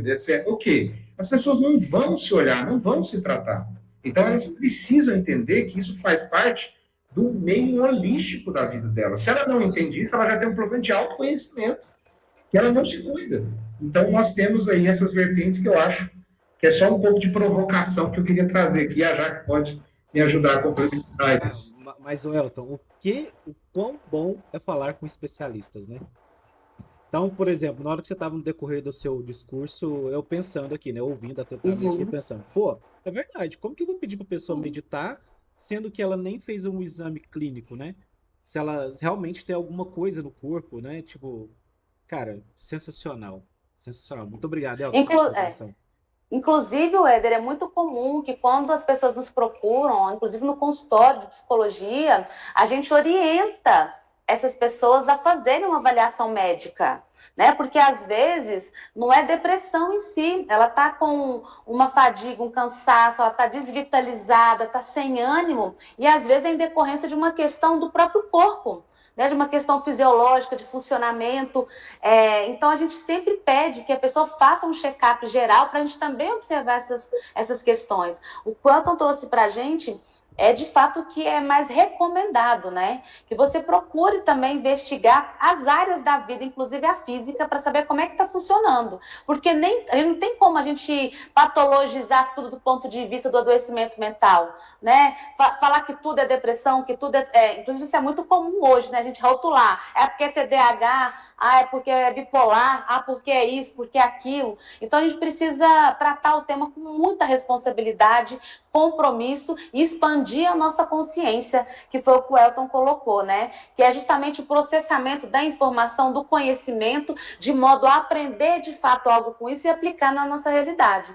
Então, em qualquer situação de crise, já é esperado, por exemplo, que a gente tenha algum tipo de reação como medo, insegurança, né, como tristeza, como uma ansiedade um pouco elevada. Isso faz parte. Mas quando todas essas reações elas passam a nos habitar todos os dias, com muita frequência, com muita intensidade, e a gente percebe já alguns prejuízos nos nossos relacionamentos, alteração nessas partes vitais que existem, como foi já dito, sono, alimentação, a questão de como é que está se sentindo com o seu corpo, afetando seus relacionamentos com seus pares, tudo isso precisa ser levado em consideração para a gente buscar ajuda especializada. E um bom profissional da área da saúde mental também vai valorizar e entende como importante a participação de outros profissionais nesse cuidado para você poder fazer um diagnóstico de fato correto, adequado, para que possa também ter os encaminhamentos terapêuticos específicos para aquele caso, para que a gente consiga ter sucesso de fato, né?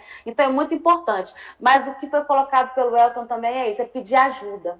Se você perceber que dentro do seu padrão, né, de comportamento, não se comparando com outras pessoas, mas você consigo mesmo, você costuma sair muito, você é uma pessoa mais agitada, você está sempre animado, de repente, você começa a perceber um desânimo maior, não consegue sentir mais prazer nas atividades que antes você sentia um prazer e uma alegria, uma satisfação enorme em desenvolver, começa a ficar se isolando dentro do próprio contexto de trabalho, no contexto social mais amplo, no contexto familiar, né? Você percebe algumas alterações, inclusive físicas, taquicardia, boca seca, né? O coração parece que vai sair pela boca, sudorese, mais irritado, mais nervoso do que o geralmente você fica.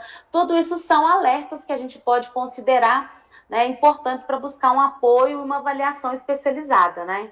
Então é isso basicamente que a gente precisa tratar. Nunca comparando com outra pessoa, mas você consigo mesmo. Porque desejar ou ter um padrão de ficar em casa, assistir uma plataforma digital ali, a filmes, comer pipoca, isso não é problema algum. Né? Pode fazer parte. Às vezes eu gosto de ficar mais em casa, gosto de ficar mais quieta, né? Tenho esse tipo de comportamento e me relaciono dessa forma. Então, esse é o meu padrão. Então, por isso que eu sempre reforço, considere você dentro do seu padrão para você poder verificar qualquer tipo de mudança que te chame a atenção e que possa te mover para essa busca especializada para uma avaliação bem feita e depois os encaminhamentos terapêuticos que são necessários para o seu caso.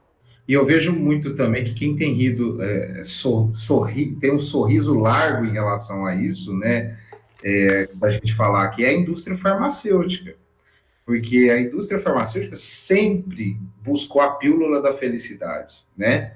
Sempre buscou a questão. E hoje, o estímulo sexual começa muito cedo. Então, você tem hoje.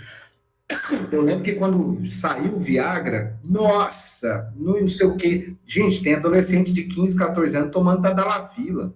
Eu falei, que é isso? Que, assim, o cara olha o medicamento, eu tomo Ritalina, meu médico passou. Aí, toma um pouquinho pra você ver como é que você vai melhorar.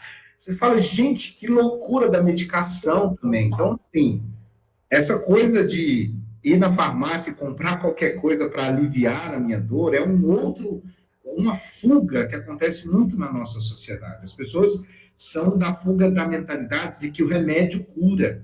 E a gente está falando numa sociedade que está doente na alma, que está doente nos conceitos. Então, na hora que a gente olhar uma empresa que quer realmente fazer a diferença na vida dos seus empregados, de uma pessoa que realmente quer transcender essa coisa de não só acumular patrimônio, dinheiro e etc., mas por que as pessoas... Eu fico pensando aqui, por que um Elon Musk, quando chega no auge da sua fortuna, ele fala assim, cara, eu vou doar o que eu tenho. Por quê? Porque se eu doar, ainda com tudo que eu tenho, eu alimento minha geração por 10 anos ainda pela frente, por 10 gerações, né? Por quê? Porque o dinheiro, num determinado momento, vai passar de ser importante. Porque não adianta você ter dinheiro se você não acordar, não adianta você ter dinheiro se você paralisar, não adianta você ter dinheiro se você vai para uma cama e fica na UTI, né? Então, tem várias coisas relacionadas a essa integralidade da humanidade que eu acho que governos, que sociedade ainda não estão totalmente preparados para discutir isso, né? Agora, por exemplo, o nosso governo foi lá e colocou o girassol, né? O negócio lá do girassol para os autistas. Gente, o que tem de gente procurando TA, TDAH, sei lá o quê. Cara, todo mundo quer se rotular agora. Eu sou TDAH, eu sou... Tudo bem. Eu tenho um amigo assim, viu, Elton?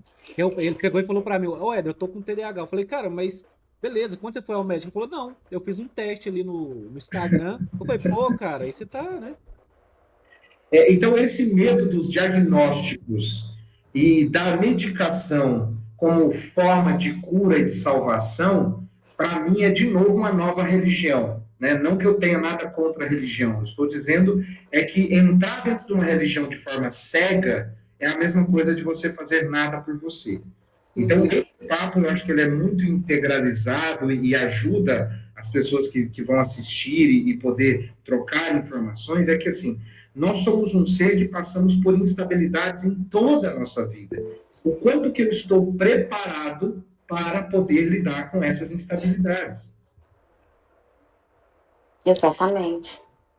Pessoal, deixa eu até trazer isso que você falou. Na área da tecnologia, a gente vê muito isso, de pessoas se autorrotulando, como você falou. Hoje em dia virou moda falar que tem TDAH, né? Muitas pessoas... E assim, vocês não sabem a dor que é ter isso realmente. A maioria das pessoas que falam não tem. É porque realmente virou moda, como você falou. A gente entra ali no TikTok e tem 3 sinais de que você tem TDAH. 3 sinais de que você tem que você tem bipolaridade, borderline, não sei o quê. E assim, isso se popularizou muito.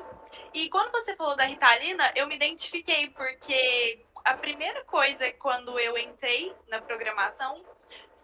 Quando eu conversava com os meus colegas, eram que você tinha que estudar até morrer. e que todo mundo tinha que tomar Ritalina, porque se você não tomasse Ritalina, você não teria a produtividade ou não absorveria a aula da forma que ela deveria ser absorvida, por exemplo. Então, eu fiquei muito chocada com isso. Eu não me adaptei aos remédios, graças a Deus. Para mim, eu sou bem tranquila em relação a isso. Não tô julgando quem usa, não. Só tô falando que tem muita gente que usa indiscriminadamente. Não foi ao médico, não consultou, só porque é moda, e vai lá e usa o medicamento. Então, tá uma febre entre os jovens mesmo, né? Tá tomando vários remédios, se automedicando, para poder realmente estar nessa corrida aí da inteligência, de ir atrás, né, da tecnologia e tudo mais. E como o Elton falou, a medicalização da vida muitas vezes utilizada como um mecanismo de fuga, né? Do que realmente precisa ser percebido, ser enxergado dentro de si mesmo, nesse processo profundo que a gente deveria sempre realizar de autoconhecimento, que ocorre até o último dia da nossa vida. Então, uma medicalização da vida, é medicamento para dormir, medicamento para acordar, medicamento para estudar, medicamento para ficar agitado, medicamento para, enfim, para tudo, né? Para existir, para viver. É como se a gente tivesse que estar o tempo todo sob efeito de alguma substância, né? Que altere no rumo, na direção que a gente, a princípio, deseja. E a gente sabe que isso é muito delicado, porque acaba incentivando as pessoas para esse uso indiscriminado, né, não prescrito por um médico responsável, né, que possa fazer uma avaliação adequada, né? Esse momento atual de rotular todas as pessoas, né, às vezes até em situações, por exemplo, de preconceito que existe, a pessoa faz, né, algo que é contra alguma pessoa, seja por qualquer motivo, mas baseado dentro de uma ideia preconcebida, de repente ela já apresenta, às vezes, um laudo, dizendo que, na verdade, ela tem um processo de adoecimento mental. É tão interessante, né, isso, como assim, né? Então, patologizar tudo é um perigo, é uma ameaça para a nossa integridade coletiva. Em termos de saúde mental da nossa sociedade, né? A gente precisa tratar essa temática da saúde mental com mais responsabilidade, avaliar, se vigiar, inclusive nos discursos, né? Parar de falar assim, você alterou o humor hoje, você é bipolar, então. E o perigo também desses testes, né? De Instagram, TikTok, que estão jogados aqui na internet, como eu falei, né? A gente usá-la dessa maneira é algo irresponsável, né? Que pode comprometer a nossa saúde de modo muito profundo e às vezes até irreversível. Então, esses testes que existem estão jogados ali e eles não definem diagnóstico. Eles não realizam um diagnóstico correto. A gente precisa procurar, de fato, um especialista para fazer essa avaliação de modo sério e responsável. Ô, Jaque, trazendo isso da nossa realidade, quando a gente estudou, eu lembro muito bem que havia, no começo da nossa faculdade, um negócio chamado luta antimanicomial, né? Que existiam manicômios na minha época. E o que é interessante é que as pessoas que eram classificadas com esses sintomas eram jogadas no manicômio. Então, hoje virou bonito, porque a sociedade tem que enriquecer e tal, mas eu fico imaginando se fosse naquela época. Se a gente tivesse toda essa modelagem, todo mundo, eu sou, peraí, você precisa ir para o manicômio, vem cá, vamos lá, pá. Então, se alguém tiver o interesse em colocar assim, manicômio de Barbacena, e colocar algumas fotos do que aconteceram lá, vocês vão ver como é que é tratada a saúde mental. A saúde mental, ela tem um gap desde a Idade Média, na forma de como lidar com o indivíduo que adoece. E a doença invisível, gente, é a pior doença que tem. De você chegar para uma pessoa e falar, cara, eu não consigo lidar com esse mundo, e eu estou aqui totalmente embotoado, sem comunicação, com o desejo de não viver. Então, quando alguém traz uma situação como essa, ele fala, não é físico, meu coração está batendo, meu pulmão está respirando, está tudo em função, mas eu estou sentindo essa dor ela precisa ser tratada de uma maneira com técnicas específicas, né? Então, essa situação da gente digitalizar muita coisa e levar para o excesso do diagnóstico, o excesso da medicação e etc., é um aviso, talvez, que a gente colocaria aqui, né? As organizações, elas têm que ser mais pontuadas em gerar autoconhecimento para as pessoas, em gerar disciplina, em fazer com que elas entendam as suas emoções. E o ambiente organizacional é feito para isso também. Por isso que muitas das empresas pararam e falaram assim, se nós não discutirmos o que é produtividade para nós nos próximos anos, nossa empresa vai deixar de existir logo, logo. Por quê? Porque as pessoas vão querer um momento que elas falam assim, trabalho? Eu não quero trabalho. E vão começar Você acha que até num dos seus podcasts vocês falaram do Basic Income, né? Que é a renda básica que alguns países estão adotando. Por quê? Gente, vai chegar um determinado momento que, se a população cada vez mais, os índices de natalidade caindo, as questões voltadas a não ter reposição de pessoas no mundo, vai chegar um momento que eu não vou precisar trabalhar. Você fala, poxa, o que tem de alimento aí, não precisa produzir mais, já alimenta todo mundo. Então, esse balanceamento entre natalidade, entre taxas de situações de como apoiar essas pessoas, etc., isso tem um efeito na sociedade gigantesco. Se a gente não parar sobre políticas públicas, sobre entender governos, sobre entender como é que essas empresas estão se articulando para esse movimento, nós vamos ter pessoas cada dia mais adoecendo sobre isso. Não tem dúvidas. Você falou sobre renda universal agora, eu acho que é um tema também, vamos tocar aqui também, que eu acho que é um tema que talvez se torne uma realidade, tá? Renda universal. E eu queria conversar com vocês o seguinte: vocês acham que hoje em dia, vocês comentaram até no começo do podcast, que o conteúdo, a informação, ela está disponibilizada em todos os lugares. Então, hoje em dia, você é bombardeado por informação quase 24 horas por dia. São muitas informações. Mas vocês acham que as pessoas elas estão se tornando mais inteligentes ou não? Eu falo porque hoje em dia, por exemplo, quando você pergunta para uma pessoa 7 vezes 8, eles não sabem. Quando você faz um questionamento para outra pessoa sobre algo, eles não sabem, essa geração nova. Então, assim, eles são muito bons para falar, isso é fato. Eles falam muito bem. Mas isso também é decorrente de que, cara, desde os 3 anos ele está com o celular na mão. Então, ele vai falar muito bem, vai se comunicar muito bem. Mas as pessoas estão, com esse avanço da tecnologia, com o ChatGPT, será que essa tecnologia não faz a pessoa ficar mais preguiçosa? De aprender, de falar, cara... Por exemplo, o Google. Antigamente você tinha que ler uma Barça, né? Vamos falar da nossa idade aqui. Antigamente você ia na biblioteca, pegava um livro enorme, tinha que ler o livro para saber algo. Depois veio o Google lá em 96, não, você só digitava. O que Napoleão falava. Resumo do livro Pequeno Príncipe. Aí você já teria lá o resumo. Hoje o ChatGPT, ele já faz mais ainda. Você fala, eu quero o resumo do Pequeno Príncipe e me fale quais são as características de cada personagem e o que eu devo saber. Ele já fala para você. Isso não torna a pessoa, assim, não tão disponível para pensar? No último podcast eu até falei que a tecnologia, eu sou fã de tecnologia, óbvio, eu sei que ela trouxe um bem para a sociedade enorme, ela deu voz à sociedade. Para mim a tecnologia ela é a melhor coisa do mundo, mas eu também sei que ela tem o viés mal, tá? O viés mal que é de, cara, transformar uma pessoa para o ruim. Ela tem isso também. Porque ela às vezes conecta uma pessoa mal ou algum sentimento em uma pessoa que ela não tem, não deveria ter, vamos dizer assim, né? Então eu queria ouvir um pouquinho de vocês será que essa tecnologia não está fazendo as pessoas com uma maior preguiça de aprender coisas novas? Ou é percepção minha? O que vocês acham? Tipo, tem algum estudo sobre isso? Isso aqui assim, para deixar bem claro, não é que tá aparecendo, mas isso é um podcast, mas tá parecendo uma sessão. Pra ficar bem claro aqui, tá? Eu tô amando isso aqui. Então, assim, tá parecendo uma sessão pra mim. Tô aprendendo muito, então. Ainda bem que na família você tá bem acolhido. Graças a Deus. Gente, eu aprendi muito hoje também, viu? Isso aí que vocês falaram da gente ficar alerta aos sintomas, até pra gente ver outras pessoas e conseguir ajudar. Eu já até pensei numa pessoa aqui, realmente, pra gente conseguir ajudar. Já mandou um oi e vai falar com ela, Helena. Com certeza.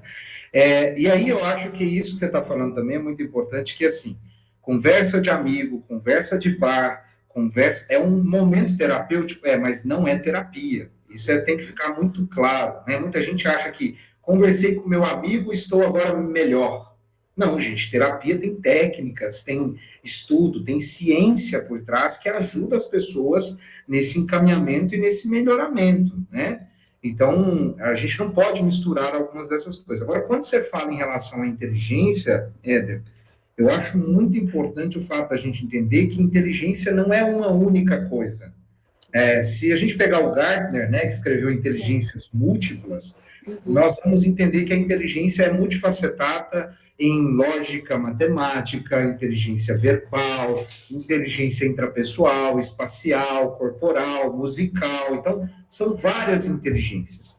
Então, quando a gente fala que a inteligência melhorou ao longo do tempo, é que como você tem mais estímulos a diversos pontos como esse, as pessoas têm mais acessos, né? Então, obviamente, quando você fala assim, faça uma conta matemática, alguém não tem, significa que talvez a inteligência matemática possa ter tido algum efeito sobre isso. Mas, no geral, as inteligências pelas quais o nosso cérebro se relaciona com o mundo era melhor. Porque se você imaginar um jovem de 12 anos que consegue fazer uma programação de forma autodidata e evitar um ataque de vírus, não é uma grande parte da sociedade, mas já tem vários com esse contato. Na minha época, com 12 anos, eu estava comendo terra, né? Eu estava lá brincando, comendo barro, e eu não sabia ninguém que era computador. Não tinha computador na minha época, não tinha essas coisas. Então, o que a gente está dizendo é que a inteligência ela tem ganhos e perdas. Então, nesse momento, talvez essa inteligência mais universal, essa inteligência mais do entender o todo, etc., ela foi ampliada com os estímulos que nós temos. Mas outras inteligências, como a própria emocional que a gente está aqui, ela está sendo mais falada, mas muita gente talvez não sabe lidar com ela. Mas é falada. Se fala, melhora o acesso, a acessibilidade a esse tipo de inteligência. Isso, exatamente. Eu também acredito que a gente vive um momento intenso de transições, várias transições, em múltiplos aspectos da nossa vida, né? Então, a gente ainda está desenvolvendo estratégias para lidar com tudo isso. Então, não acredito que seja uma questão, por exemplo, de preguiça, é porque essa geração nato digital, que já nasceu imersa nesse contexto, ela tem estímulos muito diferentes dos nossos, né? Como o Elton falou, eu brincava no quintal de casa, com barro, com terra, com as plantas que estavam ali, com bonecas que eu mesmo construía. Então, é muito diferente da criança que hoje está jogando. Tem um jogo, por exemplo, que eu não vou citar o nome, mas um jogo que é virtual, em que você trabalha toda a vida. Você consegue escolher o seu perfil, as suas principais características, a roupa que você quer ornar, quer combinar com o seu estilo, se é um ambiente rural, se é um ambiente urbano, se você vai se casar, se não vai se casar, se você está no ensino médio, se você está na universidade. Então, eles vão experimentando muito no mundo virtual. E, às vezes, há uma dificuldade de compreender o que é real, o que é concreto e implementar. Estava conversando agora essa semana com uma colega minha e ela falando de pessoas, né, nato digitais e que estão tão habituadas a esse comportamento, essa forma de se relacionar virtual, que às vezes tem dificuldade até no dia a dia de conversar. Não é que ela não tem um vocabulário, um repertório ali imenso de palavras para se comunicar, mas às vezes ela está acostumada assim com os resumos, ela quer uma comunicação muito imediata, muito breve, meio que sem paciência, ela quer que tudo seja rápido, né? Porque é assim que ela se acostumou. Então, eu acredito que a gente ainda precisa abrir mais espaços para poder debater, discutir, refletir, pensar, repensar em tudo que esse momento atual, né, que várias gerações estão contemporâneas, não contemporâneas, mas vivendo esse momento intenso, né, de digital, virtual, para que a gente possa olhar para si mesmo, né? Eu percebo muito que a gente se perde em termos emocionais, em termos relacionais, dentro dessa relação ainda, a gente está um pouco perdido. A gente precisa se revisitar e compreender, de fato, quais são as nossas prioridades. Essa geração que ainda não está muito habituada com essa questão do olho no olho, de conversar como a gente fazia antigamente, de ir para a praça, são outros estímulos, né? São outras formas de lidar consigo mesmo, de se relacionar. A gente precisa descobrir um caminho do meio, um caminho que possa ser saudável para todos nós, dentro desse caldeirão enorme, fervendo muito em ebulição, que a gente está vivendo de muitas transições. E eu acho que um dos fatores, eu falo por mim, tá? Que me ajuda muito é saber ouvir. Então, quando eu ouço vocês, por exemplo, quando eu opino sobre inteligência, e ouço o Elton e ouço a Jack falar sobre várias inteligências, como que vocês abrem a minha mente, né? Como que eu consigo entender que realmente, às vezes, a minha percepção sobre inteligência ela é muito micro, né? Então, porque eu vivo no meu mundo. Meu mundo é muito estatístico. Meu mundo é muito... Cara, é tudo número. Os números têm que bater, o cifrão tem que bater, os centavos e tudo mais. E é muito bom ouvir isso, porque me coloca na minha frente um pensamento sobre outras inteligências, né? sobre uma inteligência, talvez eu não sou bom de conta, mas, cara, eu toco violão muito bem. Talvez, né, eu não toco violão muito bem, mas eu sei fazer outras coisas muito bem e sou inteligente. Por exemplo, eu não sei tocar violão. Eu tenho um violão, comprei um violão, tá parado, eu não sei. Então, assim, são vários tipos de inteligência. Então, eu fico muito grato. Igual eu falei, está se tornando uma sessão, tá? Está se tornando uma sessão. Ah, Mas super. assim, gente, já passou 1h30 e tem mais um assunto que eu queria falar com vocês, porque eu sei que hoje é um sábado, eu não quero que vocês gastem o sábado de vocês. Eu sei que vocês têm compromisso, mas o último assunto aqui é o seguinte: existe o quê? Existem os vícios hoje em dia de drogas, né, com álcool e tudo, mas vocês acham que a internet, o celular com as suas redes sociais, hoje, ele é um vício? Eu pergunto por quê? Eu pergunto até por mim, tá? Às vezes eu acordo e já olho o celular. Às vezes eu saio de casa, eu esqueço, às vezes, de pegar a chave da porta, mas eu não esqueço do celular. Então, assim, será que isso tornou um vício? Vício que eu falo, assim, vício mesmo. Vício de, será que se eu ficar 10 dias sem meu celular, será que eu sofro alguma consequência no corpo, mental, por ficar sem celular? Como que tá isso? Tem algum estudo que fala sobre isso? Tem, pode falar, Não, fala, desculpa. não, eu só ia trazer, né, essa questão do tanto que é importante você trazer esse ponto, porque quando a gente está falando a respeito dessas situações, a gente tem que entender que, assim, existem formas, né, da gente poder, como é que eu posso dizer, relacionar a todo esse contexto que você está trazendo para uma situação com que cada pessoa vive, cada pessoa tem essas conexões para ajudar ela a ter essa ampliação voltada principalmente a esse novo universo que a gente está vivendo, né? Então, eu acho que, assim, são momentos para a gente repensar alguns modelos, são momentos para a gente repensar algumas formas de convivência, são momentos para a gente trazer isso para a nossa realidade e poder entender como é que isso vai nos impactar, porque tem muita coisa que a gente tende a ter soluções muito pormenorizadas, soluções muito menores. Mas eu acho que é uma discussão contínua, é uma discussão boa que a gente está aqui 1h30 falando, e que a gente ainda tem vários pontos voltados a descobertas. Por quê? Porque a gente está se descobrindo. Quando a gente se fala, eita, eu faço isso, eita, eu passo por essas situações, opa, eu preciso ver um pouco disso. Por quê? Nós somos seres muito amplos voltados a isso. Então, quando você fala do celular, o que eu quero te dizer? Na minha época, eu era viciado em patinete. Eu dormia louco para ir pegar o meu patinete. Era um tipo de emoção como vício. O problema é que o instrumento mudou. O instrumento agora é esse que está aqui na palma da minha mão. Então, com certeza, eu passar isso para uma pessoa que não tem condições de lidar com isso, o vício pode ser inerente à maneira como ele vai utilizar isso na vida dele e apropriar disso na vida dele. Se eu entrego isso para uma criança que não tem essa mentalidade e não ligou a isso, pode sim trazer certos transtornos. Por quê? Porque ela está sendo estimulada e vendo situações que levam ela à utilização disso. Se eu durmo com ele na minha cama, se eu durmo com ele não sei aonde, é a maneira como eu uso o objeto. Da mesma forma que tem pessoas que não sabem lidar com bebida, que não sabem lidar com drogas, que não sabem lidar com família, por exemplo, né? Então, eu acho que o objeto em si, ele sempre vai estar disponível. O vício, ele sempre começa com um desejo, né? Desejo de querer alguma coisa e eu não conseguir controlar aquilo e achar que eu tenho controle. Então, esses pensamentos de autoconhecimento, eu falo assim, nossa, tem toda a estatística da minha vida aqui. Cara, será que eu quero ficar 6 horas do meu dia dentro do negócio desse? É difícil alguém parar e pensar nisso, porque a vida dele já está toda aqui dentro.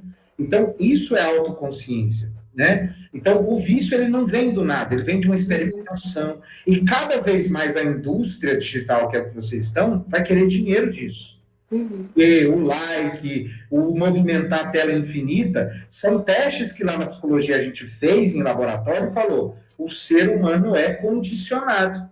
Se ele é condicionado, eu posso manipulá-lo. Se ele é manipulado, eu posso ganhar dinheiro com isso. E aí é muitos senãos que vai. Eu acho que isso aqui é só o começo. A Apple trouxe o óculos, eu acho que a gente vai ter viagens espaciais. Eu vejo um mundo muito futurista ainda pela frente. E que pode provocar pessoas viciadas em diversas coisas. O vício não vai sair da sociedade. Aí eu volto à reflexão. Como é que você está pensando sua vida em relação ao celular? É só uma reflexão, mas tem gente que não consegue pensar fora dele. E aí a gente pode ter problemas de vício. Então, um outro exemplo é o seguinte. Eu sempre estou saindo em algumas reuniões e eu olho as mesas ao lado, né? O que as pessoas estão fazendo? Aí eu vejo grupo de amigos, cara, eles saem juntos, todo mundo no celular. Eu vejo, por exemplo, o casal sai junto lá, tá casal, bonito, pedir um vinho do lado, tal. Cara, os dois no celular. Então, por isso que eu até perguntei do vício. Tipo, se inconscientemente se tornou um vício, né? Eu sei que existe, por exemplo, eu não vou usar o celular, se estou o Patins fala, eu não vou usar, eu vou segmentar os horários. Mas eu acho que o celular, como ele englobou todas as nossas áreas da vida, como pessoal, profissional, amizade, né? Tudo, ele corre risco de ser um vício. Eu falo até por políticas públicas, talvez poderiam ter, para, por exemplo, não deixar a pessoa exposta a tanta rede social. Não sei se isso pode acontecer algum dia, mas eu falo. Será que, por exemplo, eu sei que na China, por exemplo, tem pessoas que têm um certo limite de tempo para usar certas redes sociais. Na China e na Rússia tem. Então, por exemplo, quando é criança, assim, já é configurado o celular para ela, ela tem um limite para tipos de conteúdos diferentes. Então, ela não pode assistir só dancinha. Ela tem que assistir conteúdo também. E eu sei também que o celular hoje ele se tornou uma peça nossa. Eu sei disso. Não tem como você ficar sem um celular. Nós estamos todos conectados, né? Então hoje o pessoal fala: será que a inteligência artificial vai nos dominar? Cara, ela já dominou. Quando você senta para você assistir uma Netflix, por exemplo, ela tá te induzindo, igual você falou também, Elton. Ela tá sugerindo e te condicionando ao que você vai assistir. Quando ela coloca lá os top 10, o que você olha primeiro? Os top 10. Então, às vezes, não é porque o filme é bom, é porque o filme apareceu tanto nos top 10 que ele se tornou bom de views. Por quê? Porque eles condicionaram aquele filme ou aquela história, aquela relação para que ela faça parte da maioria das pessoas, para que elas assistam. Mas é isso. Mas eu entendi seu ponto também. Que as pessoas têm que segmentar o tempo para cada, né, aparelho, vamos dizer assim, né? Para cada. E o vício sempre vai existir. E eu concordo também que nós vamos alterar esse tipo de vício. Por exemplo, vão existir sim viagens espaciais, vão existir. O metaverso é uma realidade. O pessoal fala, metaverso não deu certo. Cara, não deu certo porque simplesmente as empresas chegaram antes do metaverso. E para qualquer rede social dar certo, por exemplo, ela tem que ser as pessoas antes das empresas. E também o metaverso, ele cobra, sabe esse óculosinho que você falou? Cara, era R$ 4.000. Então, assim, quem vai ter R$ 4.000 para gastar, né? Tipo, e entrar no metaverso? Mas ele vai ser uma realidade. Eu acho que cada vez mais estamos nos tornando avatares.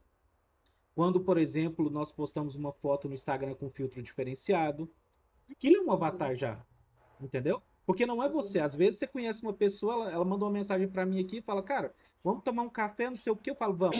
Chego lá no negócio, tô aqui, eu tô na pessoa. Não acho a pessoa, porque ela tá tão diferente dos filtros que ela se tornou um avatar, né? Vocês viram que o Mark Zuckerberg, agora eu acabei de abrir a notícia aqui, porque você tá falando disso, foi lançado, é de antes de ontem. Ele falou assim que ele barrou a iniciativa que protegia a saúde mental dos usuários. E uma das medidas que eram para melhorar a saúde mental dos usuários era retirar os filtros. O filtro eu acho que é uma coisa muito legal, eu uso. Não vou mentir, eu acho que nós mulheres, assim, principalmente as mulheres, usam bastante, porque muda um pouco a estética do rosto, melhora a pele e tudo mais. Mas é uma coisa muito séria se a gente for parar para pensar, porque depois que você olha uma foto sua com filtro e uma sem filtro, você vai encontrar muitos defeitos em você. Na verdade, não são defeitos, porque aquele rosto ali, não, o rosto perfeito, ele não existe, entendeu? E realmente ele barrou essa iniciativa. E por que ele barrou essa iniciativa? Porque ele falou que tem mercado para isso. Que os filtros, eles suprem a necessidade de alguém. Então... E aí eu acho que isso que vocês estão trazendo é assim, Eu acho que a Jaque, no começo, trouxe isso muito bem, né? O fato de que cada vez mais irão existir outros estímulos, etc. Só que quando a gente, como psicólogo, a gente ouve, né, vocês, a gente já remete a um monte de coisas que estão não totalmente equilibradas antes desses estímulos, né? A forma que eu me conecto com a minha face, a foto que eu me conecto com o meu corpo, a foto que eu me entendo enquanto pessoa, a identidade que eu tenho enquanto pessoa. Ou seja, se isso não está estruturado, gente, e não está em grande parte da população, esses estímulos eles vão vir e vão abalar todo mundo. Então, ao abalar todo mundo, pode ser a viagem, pode ser o avatar, pode ser o rosto, pode ser qualquer coisa que nós vamos ter que aprender a lidar. Então, o que eu estou dizendo para vocês, na minha perspectiva, teremos mais pessoas adoecendo e sendo viciadas. Sim, faz parte da natureza humana. A questão toda é quem começar a se questionar e a se tratar primeiro pode ter melhor consciência na maneira de utilizar esse universo que a gente está vivendo aqui. Né?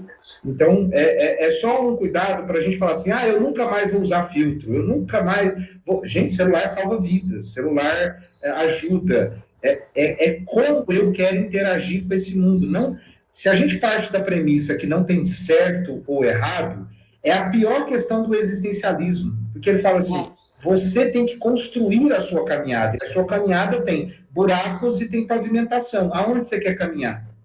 Então, esta é uma construção de consciência coletiva que nós, psicólogos, entre aspas, temos tentado trazer para a sociedade, que não é só terapia, não, é ambientes saudáveis, relações saudáveis, construir um mundo saudável, que ainda é uma questão que a gente vai debater muito, né? Governos se debatendo, guerras existindo, ataques virtuais, isso tudo mexe com muitos de nós. Como lidar com isso vai ser o desafio daqui para frente. Exato, Elton, porque não é o objeto em si, a ferramenta em si que está produzindo tudo isso.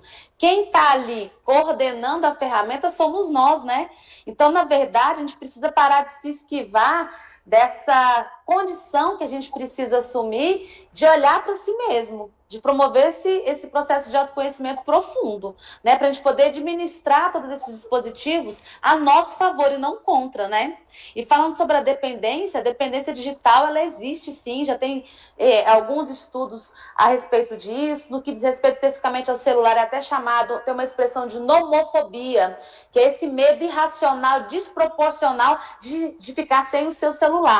Né, que gera uma ansiedade intensa, todos os sintomas ansiosos correspondentes, inclusive os físicos, vinculados a essa questão. Né? E a dependência ou vício, o que acontece? A gente tem uma reação neuroquímica do nosso organismo. Né? Ele reage diante daquela situação que a princípio é de prazer, de satisfação, traz um alívio ali da ansiedade, a gente tem uma resposta do nosso organismo trazendo todas essas sensações maravilhosas e que vai começando a durar menos tempo. E cada vez mais a gente vai precisar acessar ou a substância, ou aquele dispositivo, ou a ferramenta em si, para poder ter novamente acesso a essas sensações de prazer, né? Então a gente precisa sim, antes então da ferramenta, olhar para si mesmo qual que é a nossa relação com essa ferramenta, né? Com esse mundo digital.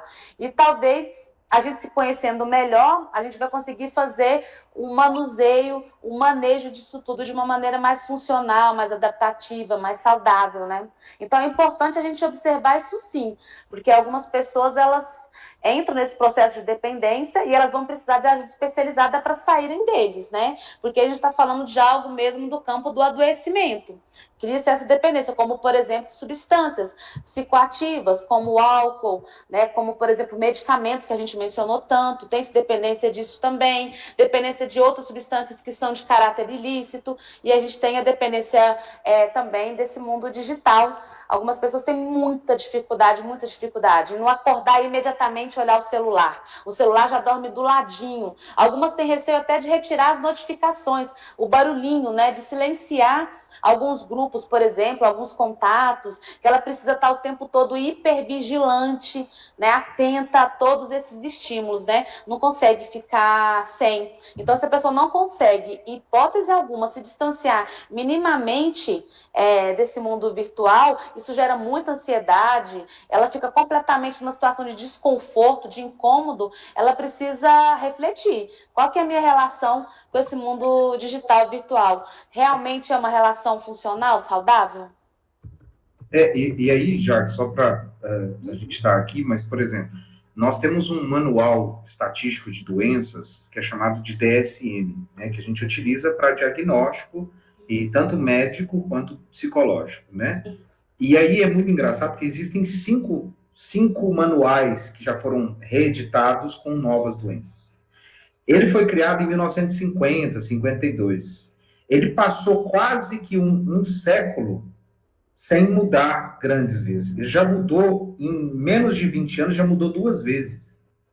Então, só para vocês terem uma ideia, quando a gente fala FUBing, é uma nova versão. FOMO, Fear of Missing Out, são novas situações que a tecnologia estão trazendo para dentro da clínica e que estão provocando isso que a gente está falando. Então, volto a dizer a vocês, vai aumentar?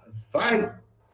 A realidade é como a gente tratar, de maneira geral, essa população. Então, eu volto a dizer, essas políticas públicas que começam em escolas, começam no ambiente do próprio governo, começam em como que o dinheiro é distribuído, que já são situações muito discutidas, elas vão ter que, em algum momento, serem colocadas em aprovação, né? Porque você imagina, antigamente eu tinha o famoso grupo de jovens, eu ia para o grupo de jovens, né? Hoje em dia, você vai num grupo de jovens, é difícil ter grupo de jovens debatendo relacionamentos familiares que não estão legais, debatendo situações que não estão. AIDS, todo mundo acha que AIDS agora é um negócio normal. Não, não é normal, não, filho, é uma doença. É uma doença que, obviamente, não tem cura, mas que os medicamentos aí estão sendo suportados.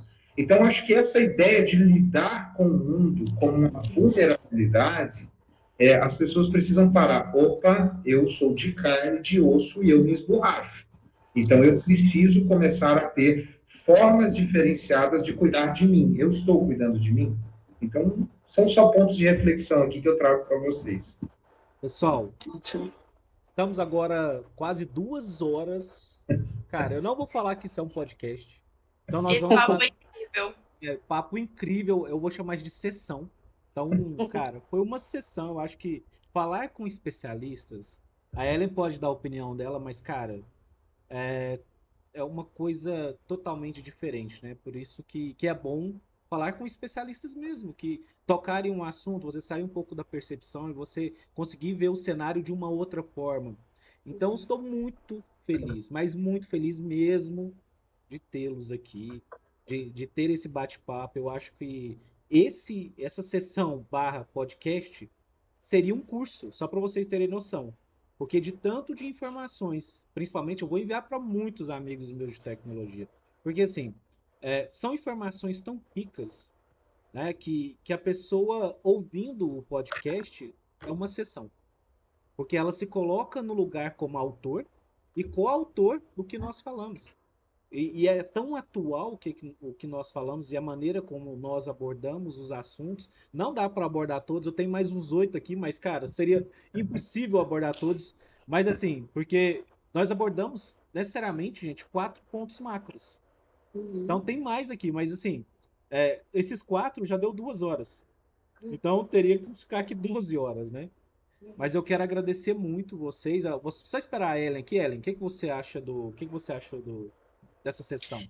Gente, eu achei incrível, eu aprendi muito com vocês. Conheci a Jaque, que, nossa, Jaque, você é incrível, seu conhecimento, a forma que você aborda os temas. Eu super faria uma consulta com você. Realmente, eu adorei muito o Elton, eu já conhecia ele, mas debater assim dessa forma também, Elton, seu conhecimento agregou muito aqui. E estou muito feliz, realmente, com tudo que eu escutei aqui. Me deu alguns insights sobre como melhorar, né? Principalmente agora que eu tô nesse mundo corporativo. E é isso. Foi 100% de aproveitamento nesse podcast. Pessoal, vou deixar todas as redes sociais da Jack, da Jaqueline e do Elton embaixo de todos os vídeos, quando eles forem postados ou repostados, para que vocês possam entrar em contato Eu entendo, acho que a Linda eu já sei que ela atende virtualmente. O Elton eu não sei se ela atende também, mas eu acho que não tem mais limite geográfico, né? Depois da internet. Eu acho que pode atender. Então, vamos passar aqui para as considerações finais. Eu passaria 1 hora aqui elogiando vocês, tá? Mas eu sou suspeito para falar. Então, assim, foi muito bom esse podcast. Para mim, como pessoa, o Éder, foi muito bom, tá? Então, Aline, suas considerações finais. Olha, eu quero fazer a observação de que você trazer esse tema para esse mundo no qual você está já demonstra, evidencia uma sensibilidade muito grande, né?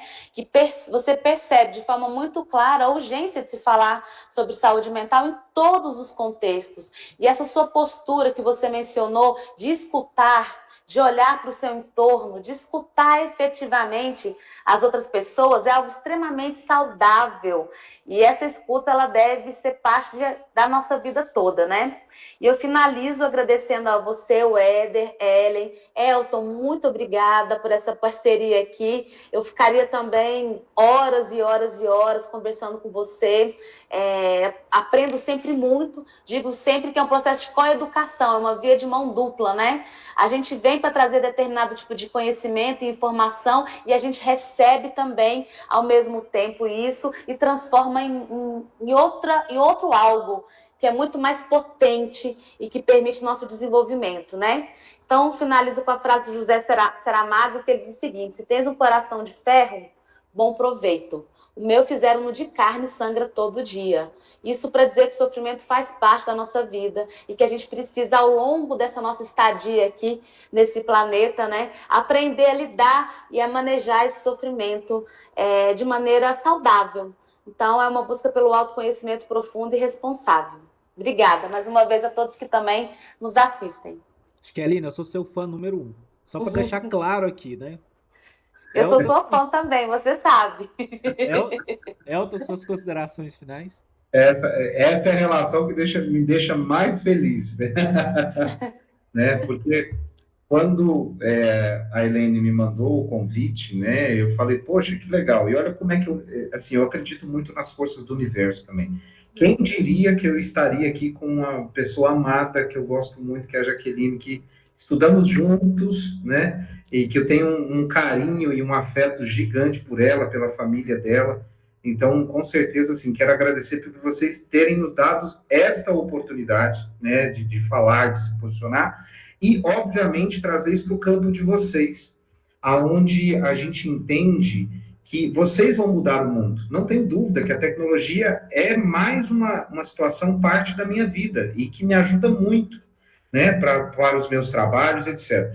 Apesar de eu não estar muito imbuído na clínica, eu sou totalmente consultor de empresas, então eu ajudo o coletivo de empresas a melhorar essas questões que nós estamos falando aqui, a criar indicadores, a trabalhar a forma como ela desenvolve seu grupo de liderança, a fazer clima, cultura. Então, esse acaba sendo o meu papel hoje como consultor, né? Trazer essa vertente para essas grandes empresas que têm o poder também de fazer essa mudança. E aí, a gente tem uma situação do Bion que fala assim, quando tocar uma alma, seja simplesmente outra alma, né? Porque nós somos pessoas que, independente de títulos e de cargos, nós somos seres feitos de moléculas, e essas moléculas, elas têm uma passagem por aqui. Então, a gente tem que aprender que no sofrimento, nada melhor do que uma outra pessoa que aprenda a tocar essa alma e a despertá-la para continuar a sua caminhada. E uma frase, como já trouxe uma frase do Saramago, que fantástico, né? Eu levo uma frase comigo que é assim: mudar custa caro, não mudar custa tudo. Então, com certeza, a mudança é a única certeza que a gente tem, que tudo vai mudar. Então, quanto mais a gente lida com esse ambiente de instabilidade líquido que nós estamos vivendo e procuramos buscar os nossos valores, nossas crenças, a trabalhar esse autoconhecimento, com certeza teremos uma sociedade melhor e mais saudável. Eu acredito e tenho que continuar acreditando para eu poder trabalhar isso. Então, agradeço vocês por esse momento. Obrigado, Jaque. Obrigado, Helene. Obrigado. E que bom poder estar com vocês aqui. Então, pessoal, nós estamos terminando esse podcast sessão. Lembrando que sábado que vem nós vamos falar com a área de RH. Então, imaginem o tanto de assunto que nós teremos também para falar sobre recursos humanos. Poderia juntar todo mundo, né, no bolo aí, todo mundo já fez podcast para debater entre eles. Imagine, ia sair faísca, né? Mas Então, quero agradecer vocês novamente por esse momento. Esse é o canal Spock Monkey, meu nome é Weder Costa. Até mais.